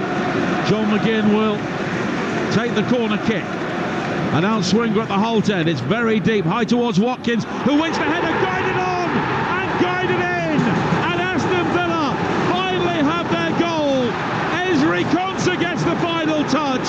The central defender, delirium all around Villa Park. And it's a goal which helps them to close in on the Champions League. Aston Villa 1, Tottenham Hotspur 0. Well, you just had a sense that something was happening in the stadium. I talked about the momentum changer for Aston Villa. Corner after corner, but this one is curled towards the back stick from John McGinn. And Ollie Watkins does ever so well to beat up his mark and just nod it into a position where Konsa can just poke his leg out and volley it towards that corner. Absolutely superb finish. And Villa now are a little bit happier than they were at half-time. Well, there were appeals for offside, but he looked to be well onside, Ezri Konsa. His first Premier League goal since September. It was actually a good finish because he had to hit that on the volley, on the turn, and guide it low beyond a forest of legs, but he managed it. Basuma, I think, was obscuring the view of Kinski, and Aston Villa have the goal they were looking for with an hour played. And isn't it amazing how many times you see it? Tottenham make that change. Pape Sarr's probably the man who should be picking up Konsa. He goes off the field. Basuma switches off, and Konsa's there to finish. Villa were about to bring on Leon Bailey and Ross Barkley, but they've sat down for now. Kamara coming forward into the penalty area. Watkins with the opportunity, turns, good save by Kinski. It's loose inside the 6-yard area, and the goalkeeper swoops on it. And Watkins is hurt. Sorry, Nigel. I think he's got to score, Ollie Watkins. Look, he's in the wars, of course he is. But the build-up play, the touch from Watkins, fantastic out of his feet. But as he tries to reverse pass it, if you like, as he's sliding to ground, Kinski has just read the situation. Is there a challenge on him? It takes the sting out of the shot. Still a good save, really good save, but listen to this place now. Ben Davies actually with the challenge. He gets a little bit of the ball, I think, and it just takes the momentum away from the strike from Ollie Watkins. Super defending. Well, Watkins picked up a painful one there. He was crunched into by Davies, who was going for the ball. Watkins with a look towards Peter Banks, the referee, to suggest he believes it should be a penalty.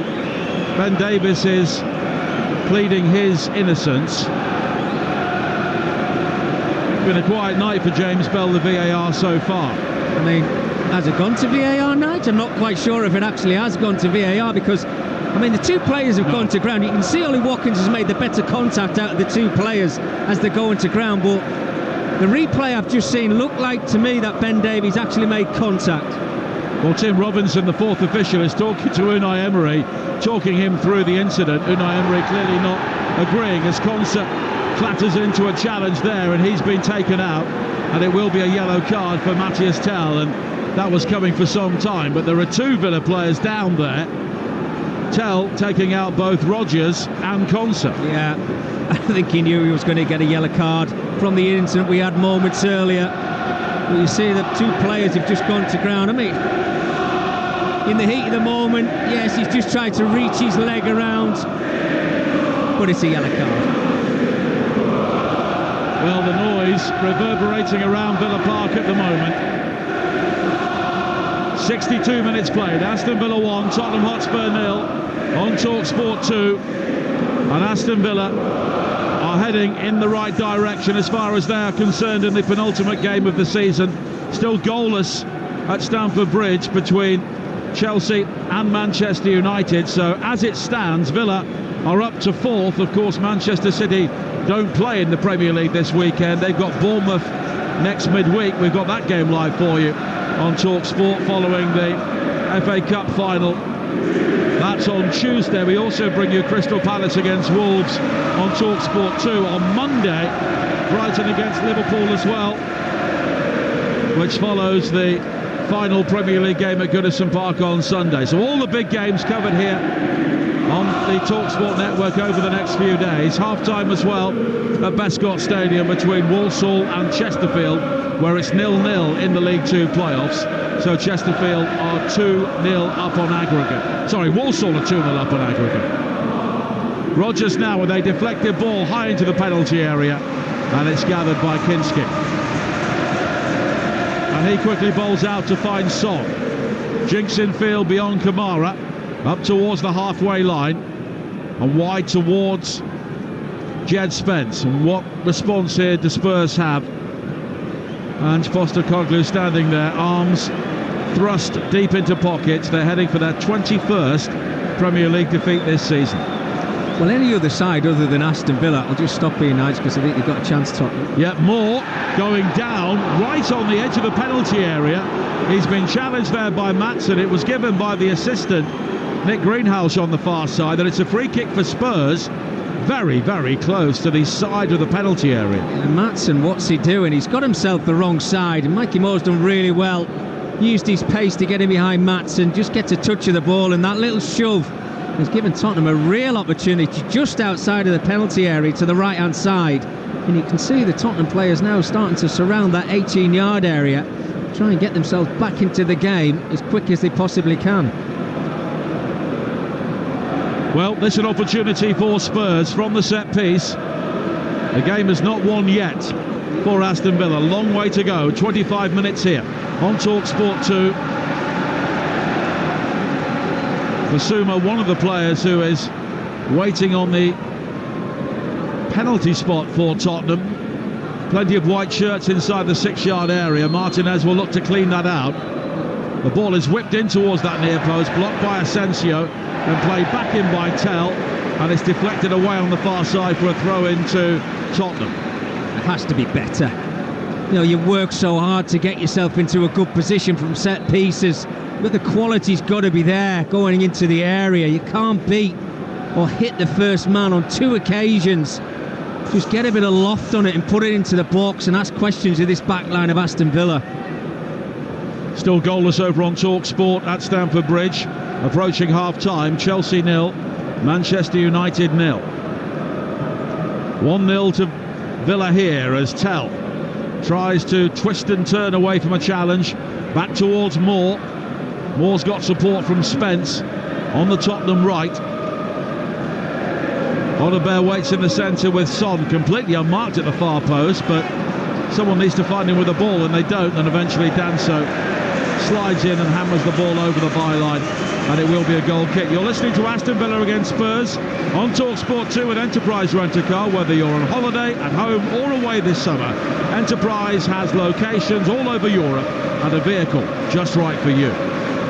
Yeah, what I was just about to say, Nigel, about Aston Villa was I think any other side in the Premier League would maybe sit back and just keep hold of the possession, keep the ball, but I don't think it's in Villa's DNA to be able to do that. They're a front foot side who like to press high, and they like to get the forward players involved on the ball as much as they possibly can. So you'd think they'd probably searching for the second goal rather than saying to themselves, right, OK, we've got that goal we needed. We're going to get the win. Let's sit back. But I just don't think Villa can do that. They've got to keep going for it. And they need goals as well. The goal difference could count against them in the end in such a tight race. Cash on the halfway line. They need plenty of goals. Yeah, they may be too far behind anyway, but yeah. They don't want to be hanging on in the closing stages. We've not reached this stage yet, but they've conceded 8 goals after 90 minutes this season. So in my head I'm saying to myself, right, OK, let's get the second goal. Make this evening a comfortable evening for ourselves. We don't want to be panicking in the last 5 or 10 minutes of this football match thinking there might be an equaliser coming. Conser now, midway inside the Spurs half, clips it wide to the right and Cash. Reguilon comes across to make the challenge, but all he can do is run the ball behind for a corner kick again. And there is much more animation from the Villa technical area than the Spurs one at the moment. Ange Postecoglou standing there, a man alone. Hands in pockets. Unai Emery supported by a member of his backroom team, and they're both incredibly animated. McGinn will take the corner kick here in towards the near post, headed away initially and then played back towards Cash. Maatsen works it wide to the far side, and Watkins, another Premier League assist for him this evening, teeing up the goal scored by Ezri Konsa. We talk about the goals, but that's also his 8th assist of the season. Now McGinn coming infield onto that left foot, drives it low and into the side netting. Maybe didn't quite catch hold of it as he was looking to. Yeah, I think he was trying to catch the goalkeeper out, Kinski, as well, because his strike is towards the near post rather than trying to curl it around one of the Tottenham defenders to maybe catch the goalkeeper out. He had both options, but he's just pulled it a little bit, hasn't he? It's only about a foot away. It's a decent effort. 69 minutes played here on Talksport 2 at Villa Park. Aston Villa looking to finish this game off. Asensio's shot is blocked, hooked away by Reguilon. Asensio, though, working incredibly hard to close down Tell and win it back, and it's recovered by Maatsen inside the Villa half. Yeah, excellent. Really, really good. The big surprise for me, Nigel, I know we talked about in the first half, Son is still on the pitch. We're coming up to 70 minutes. That's a huge surprise to me. Morgan Rogers now slips it forward towards Asensio. Asensio down the right,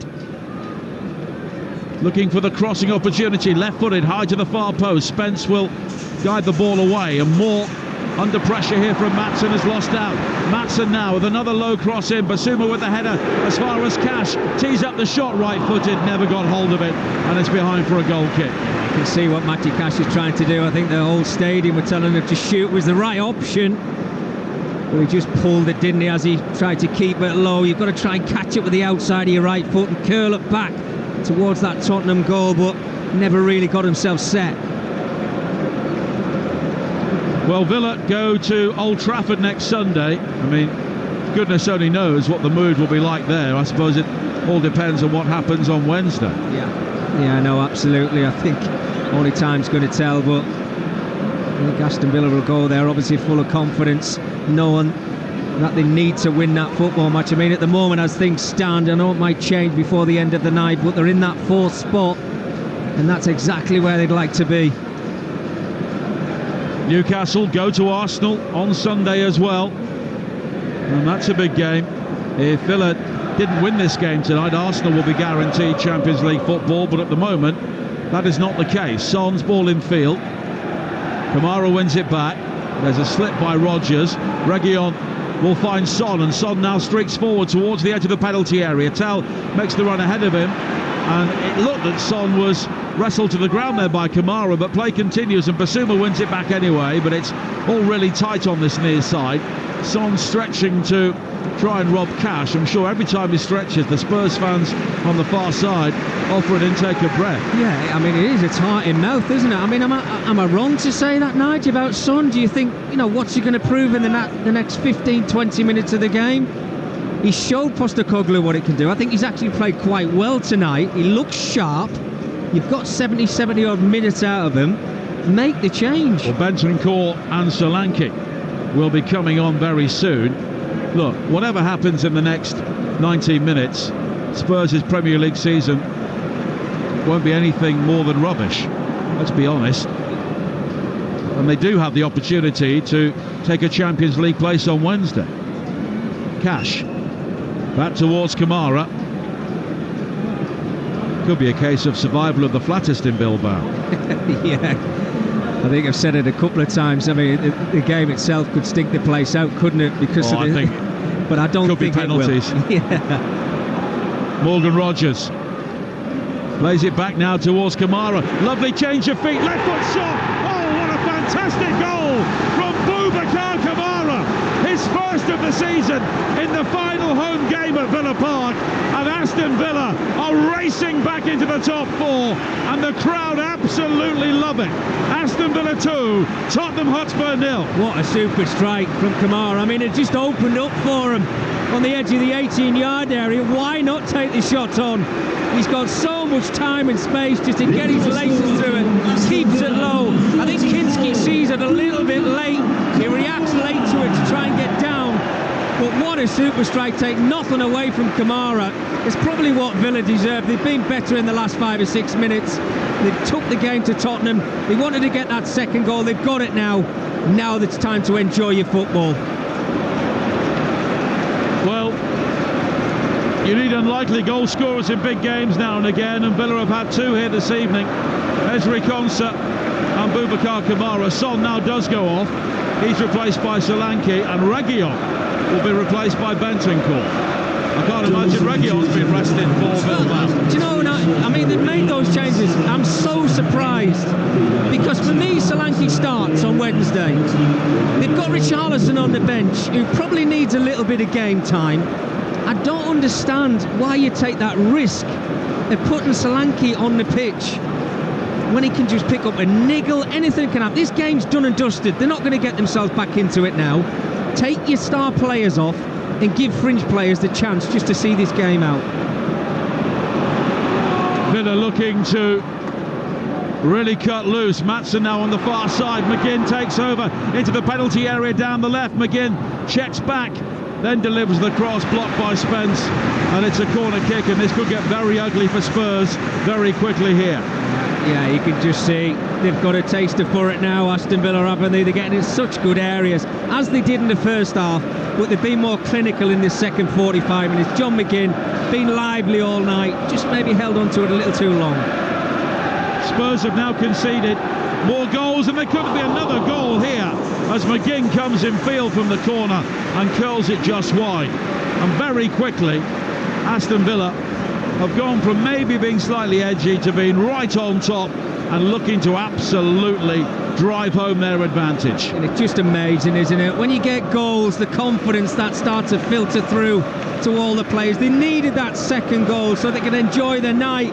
John McGinn, the little give and go from the corner. Yes, it's his weaker right foot, but again, it's the right idea, just misses the target. 42 goals in 21 games conceded now for Spurs, and if you're averaging 2 goals a game at the back, you're not going to win many football matches. And again, there was no real emotion from Ange Postecoglou. Look, he's not massively expressive in the technical area at the best of times, and this certainly isn't, but he stood there and no one else in the Spurs backroom team's going near him. I mean, what is he thinking with those substitutions? I mean, hopefully you're on the same page as me, but I don't quite get it. I really don't. I mean, why take the risk of playing somebody for the last 18 minutes when the game's finished? I could understand why they played Kulusevski last week, because they need to try and play him back into the form. Yeah. And he got injured, and that can happen. But you're not going to learn anything now. And does Solanke really need 15 minutes here? Absolutely not. Is it going to change his levels of fitness going to Bilbao? Does he need a goal that badly? Yeah, well, exactly. You know, is it giving him a little bit of game time? Does he think that he's a player that needs regular football? I mean, what are you going to get out of 18 minutes at the end of a Premier League game that's already gone? They're not really going to have too much possession in the final 18 minutes either, because they're chasing the game. It's all Aston Villa at the moment. Is it just to stretch his legs a little bit? I'm really confused, I am. Well, there was an accidental challenge there. Oliver slipped on the ball, trod on the ball, fell over, and in the act of falling, he caught Onana, who seemed to pick up quite a nasty knock. Yeah, he's been in the wars, Onana, hasn't he? A couple of occasions. Some nasty challenges on him, and this one, no fault of his own, a little bit of an accident, but you just hope he's okay. He's back on his feet. He's just hobbling around at the minute, but I'm sure he's going to be fine. Don't forget, we've got the Cup final coming up tomorrow, 4:30 on Talksport. Wimbledon, Notts County, the League Two playoffs before then, here on Talksport 2 at 12:30. Tell into the penalty area for Spurs, down the left-hand side. He's challenged.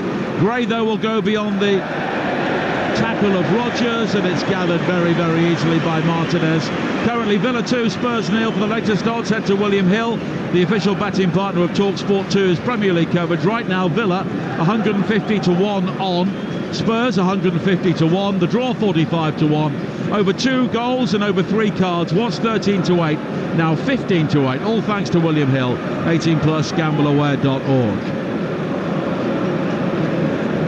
Well, Martinez there swooping on the ball.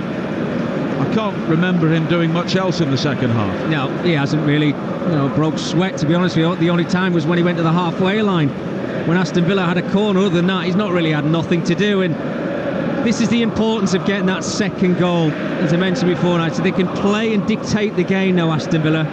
High tempo if they want, they can slow the game down. It's all down to them. But they came into this game knowing what they had to do, which was win a football match. And they certainly look like they're going to do that now. 12 minutes to play here on Talksport 2. Villa 2, Spurs 0. And Villa's poor recent record at home to Spurs in the Premier League is coming to an end tonight. Arsenal will still have work to do to guarantee a Champions League place. As Tell comes forward now on this near side. And this will be 9 wins in 11 games for Aston Villa.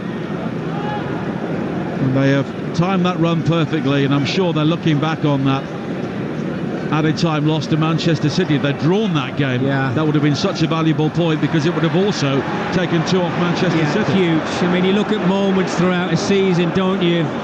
Coulda, woulda, shoulda, if you like. We should have picked up 2 points there. We should have picked up 3 points here. And it's like, draws throughout the season. Could we have won those games?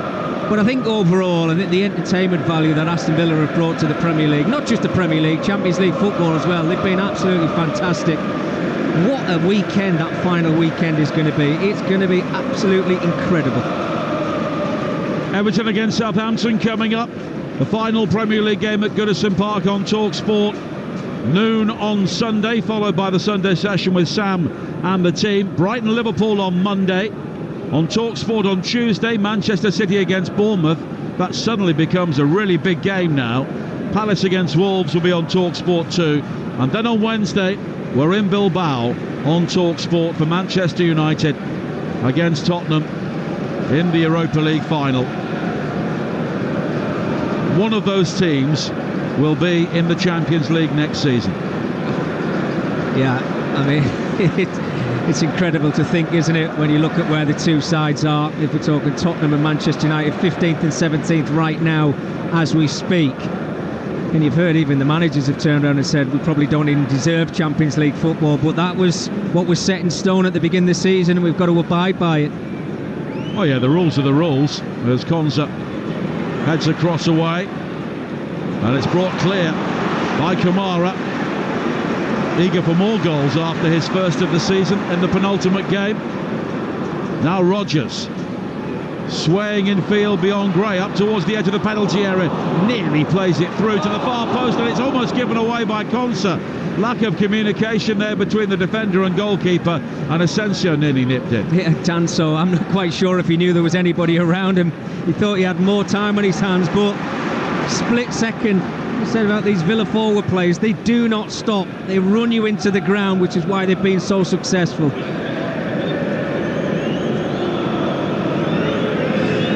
Now Kamara, 9 minutes to play here. Darkness has now descended at Villa Park. But Aston Villa full of life, leading by 2 goals to 0. They had to wait a long time for the goals. Well, I can see Richarlison and Brennan Johnson not going through the most vigorous of warm-ups in front of us. I don't think we'll be seeing either of them tonight, and neither Pedro Porro either. Yeah, it's a surprise to me, Nigel. It really is. I mean, even Ross Barkley, it was important game time for these players. In my eyes, I think, no, just get them out there. I know I'm talking about Aston Villa and Tottenham at the same time here, but it's players that need minutes on the pitch. Donald Marlon will be coming on soon.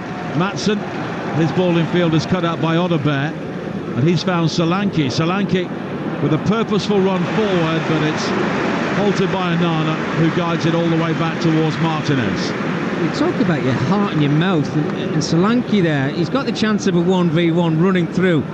It's that little moment where you're just hamstring, you've been sat down watching most of the game. If you haven't done a really vigorous warm-up, you're coming on, that's when your hamstrings can just ping, and you're thinking, oh crikey, why did I make that change in the first place? I should just never have done it. Well, Tottenham heading to defeat again. Very few of their fans have gone, actually, credit to them. I'm not sure they'll be necessarily giving them too much appreciation at the end of this game. And I would imagine the lap of appreciation at the Tottenham Hotspur Stadium last week, or next week rather, when they play Brighton, will depend entirely on if they're carrying the Europa League trophy around the stadium. Yeah, I'm not quite sure that the players will be up for a walk around the Tottenham Hotspur Stadium if things don't go their way on Wednesday night. But look, they've travelled. I think they'll have been pleased with the first half. I have to say, I thought Tottenham, they were there, they competed, they did very well, they had a couple of opportunities themselves, but I think the more the game's kind of drifted towards that 90-minute mark, it's Aston Villa who've taken control.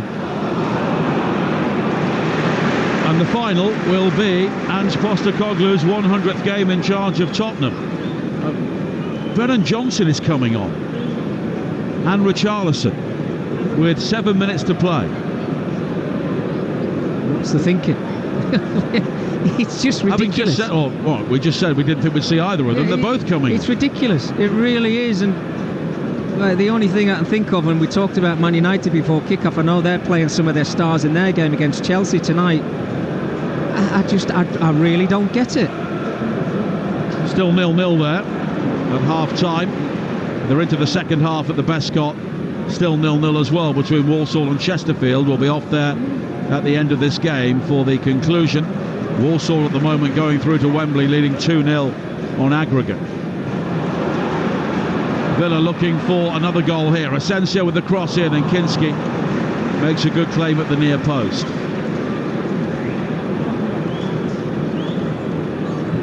Well, Postecoglou is telling one of his players to go down, I think. Yeah, on the far side, it's Mikey Moore. Yeah. I think he'd be coming off anyway. Yeah, is it cramp, or has he just took a little bit of a knock?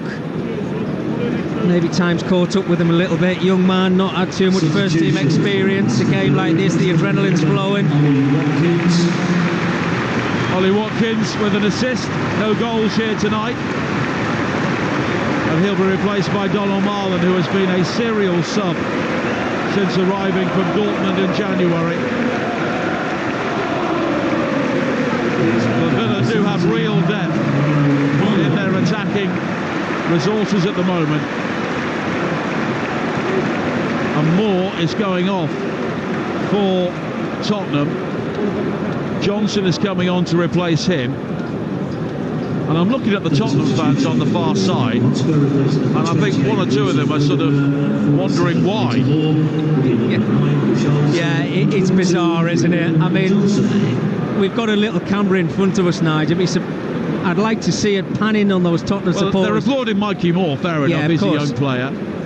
But they must be thinking, why on earth is Brennan Johnson coming on with 4 minutes to play with the European final coming up on Wednesday? Yeah, I just don't quite get it. I really don't.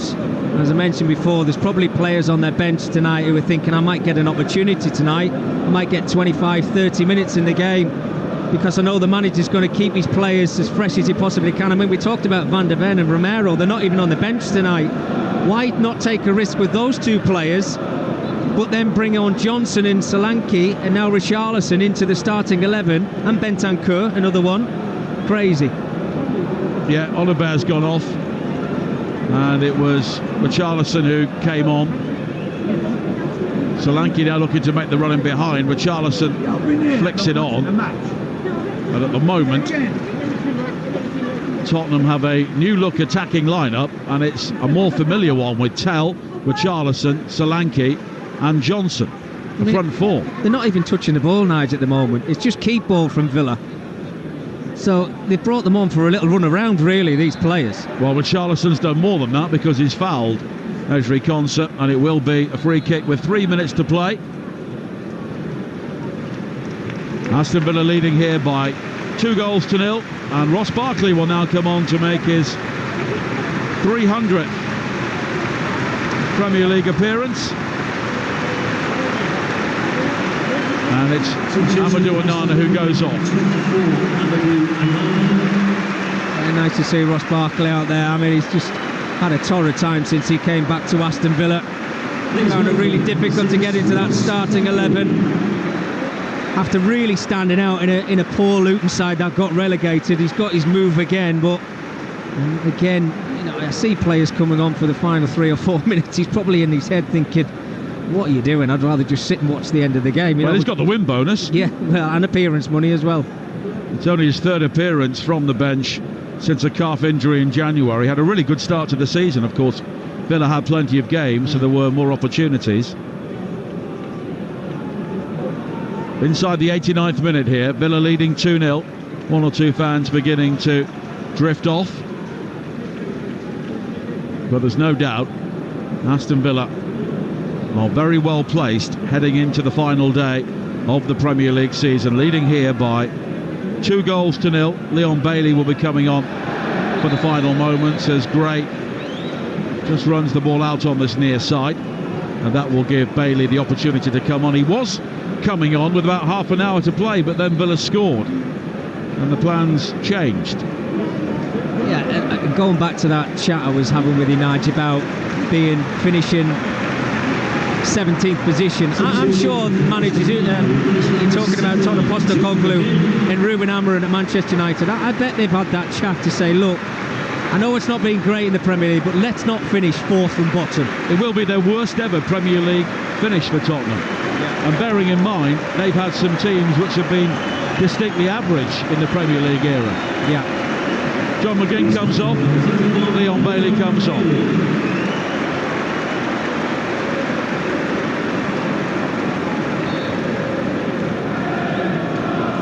And we have 40 seconds or so of normal time to play. And it's been very comfortable for Villa for the moment they took the lead. And the Tottenham fans are beginning to leave in their numbers now. As Rodgers comes forward here, down the left-hand side, in towards Maatsen. And then Asensio on the edge of the penalty area. Lovely flick, really good football here. Marlon involved for the first time into 6 added minutes. 6 minutes added time. Bailey down the right-hand side. I just said that. And now Cash coming forward on this near side. Back towards Bailey again. Asensio will take over. And now Barkley, oh lovely turn, Cruyff turn on the edge of the penalty area. Then he gets the ball caught in his feet. Richarlison will bring it clear, but only briefly. Asensio has it back. He's challenged by Tell. We can probably assume that Matthias Tell won't be in the starting lineup because he's going to play 90 plus minutes here. Yeah, I'm just in my head, Nige, as this game's continuing, I'm just trying to think of who will play in those forward positions if they're all fit for Spurs, and you're probably thinking Son, Johnson and Solanke will be your front 3, I would think. So you're right about Tell, yeah, which is one of the reasons probably why he's played the whole game. Van der Ven and Romero will probably be the centre-halves. Now Rodgers coming forward, his cross is deflected, it will be a Villa corner. As for the full-backs, Pedro Porro on one side, and Udogie or Spence, I think, I suppose, on the left-hand side. I can't see them playing Reguilon. Corners work short, and back now towards Maatsen. The cross into the far post is headed away, and now Tell Plays it wide to this near side, and Spence has the opportunity to attack down the left, but he runs into Pau Torres, and it will be a throw-in to Tottenham. And now Bentancur, a player who's had so many injury problems over the last couple of years, but should be fit for the final. Johnson has been closed down by Maatsen. Bentancur looking to direct the traffic at the heart of midfield. And it's been another dispiriting evening in the end for the Tottenham supporters, the way their team have failed to respond to going behind. Yeah, it has. I think they just ran out of steam, didn't they? And when Aston Villa scored their first goal, never mind the second. Bailey with the opportunity to attack Spence now. Isolated on the edge of the penalty area, tries to hit the byline. Spence, though, does really well. Just gives him a nudge, and the ball goes behind for a goal kick. Brilliant defending, Jed Spence. 1v1 situation. You know Bailey's just going to get it out of his feet and try and use his pace. Spence read the situation. Excellent. Solanke now plays it wide towards Johnson. Into the penalty area on the right. The cross deflected and into the arms of Martinez. And he will quickly bowl it out for Barkley. 3 minutes of added time to play here on Talksport 2. Still goalless on Talksport at Stamford Bridge between Chelsea and Manchester United. And it's Walsall 0, Chesterfield 0. We'll be at that game very soon at the end of this one here on Talksport 2. But Walsall at the moment are heading to Wembley. It's Villa almost give the ball away, but Richarlison can't find Johnson. And even at this moment in the game, Unai Emery's gone crazy with Matty Cash. He's just got no pressure on him. Keep the ball. Barkley back towards Kamara. And he continues to micromanage Unai Emery. Marlon wide towards Rodgers, and then Marlon again looking to twist and turn into the penalty area. Powerful run from him. The ball just deflects away and behind Rodgers, but he recovers now, and the shot from him, right-footed, takes a deflection and goes over the top for a corner. Danso, the player who was in the way. Yeah, they're enjoying it. They're trying to get that third goal if they possibly can. Clearance there, just in the nick of time, getting into the right place, but just trying, they're knocking on the door, Aston Villa. They're enjoying themselves. Well, they could have had 3 or 4 here. Corner short to Asensio. Cash back in towards Asensio now. He's set up for the left-footed shot, and he does hit it, but it lacks power, and it's into the arms of Kinski. Kinski with a sidewinder. Wide to this near side. Over the head of Tell. Ange Postecoglou stretches out a leg he can't control, and it's into the Villa supporters. I think I witnessed a little shake of the head there as well. He wasn't too happy with that clearance, was he? But he's not really been too animated tonight, I have to say, Ange Postecoglou. I mean, I don't know what he expected from his Tottenham team tonight. He'll have been happy with the first half, as I mentioned. I think out of the two managers, he was probably the more pleased with the organisation of his team. But I think second half, there's a gulfing class between these two teams. The banner's been held up by the Villa fans saying every game is a cup final. We want European football. Yeah.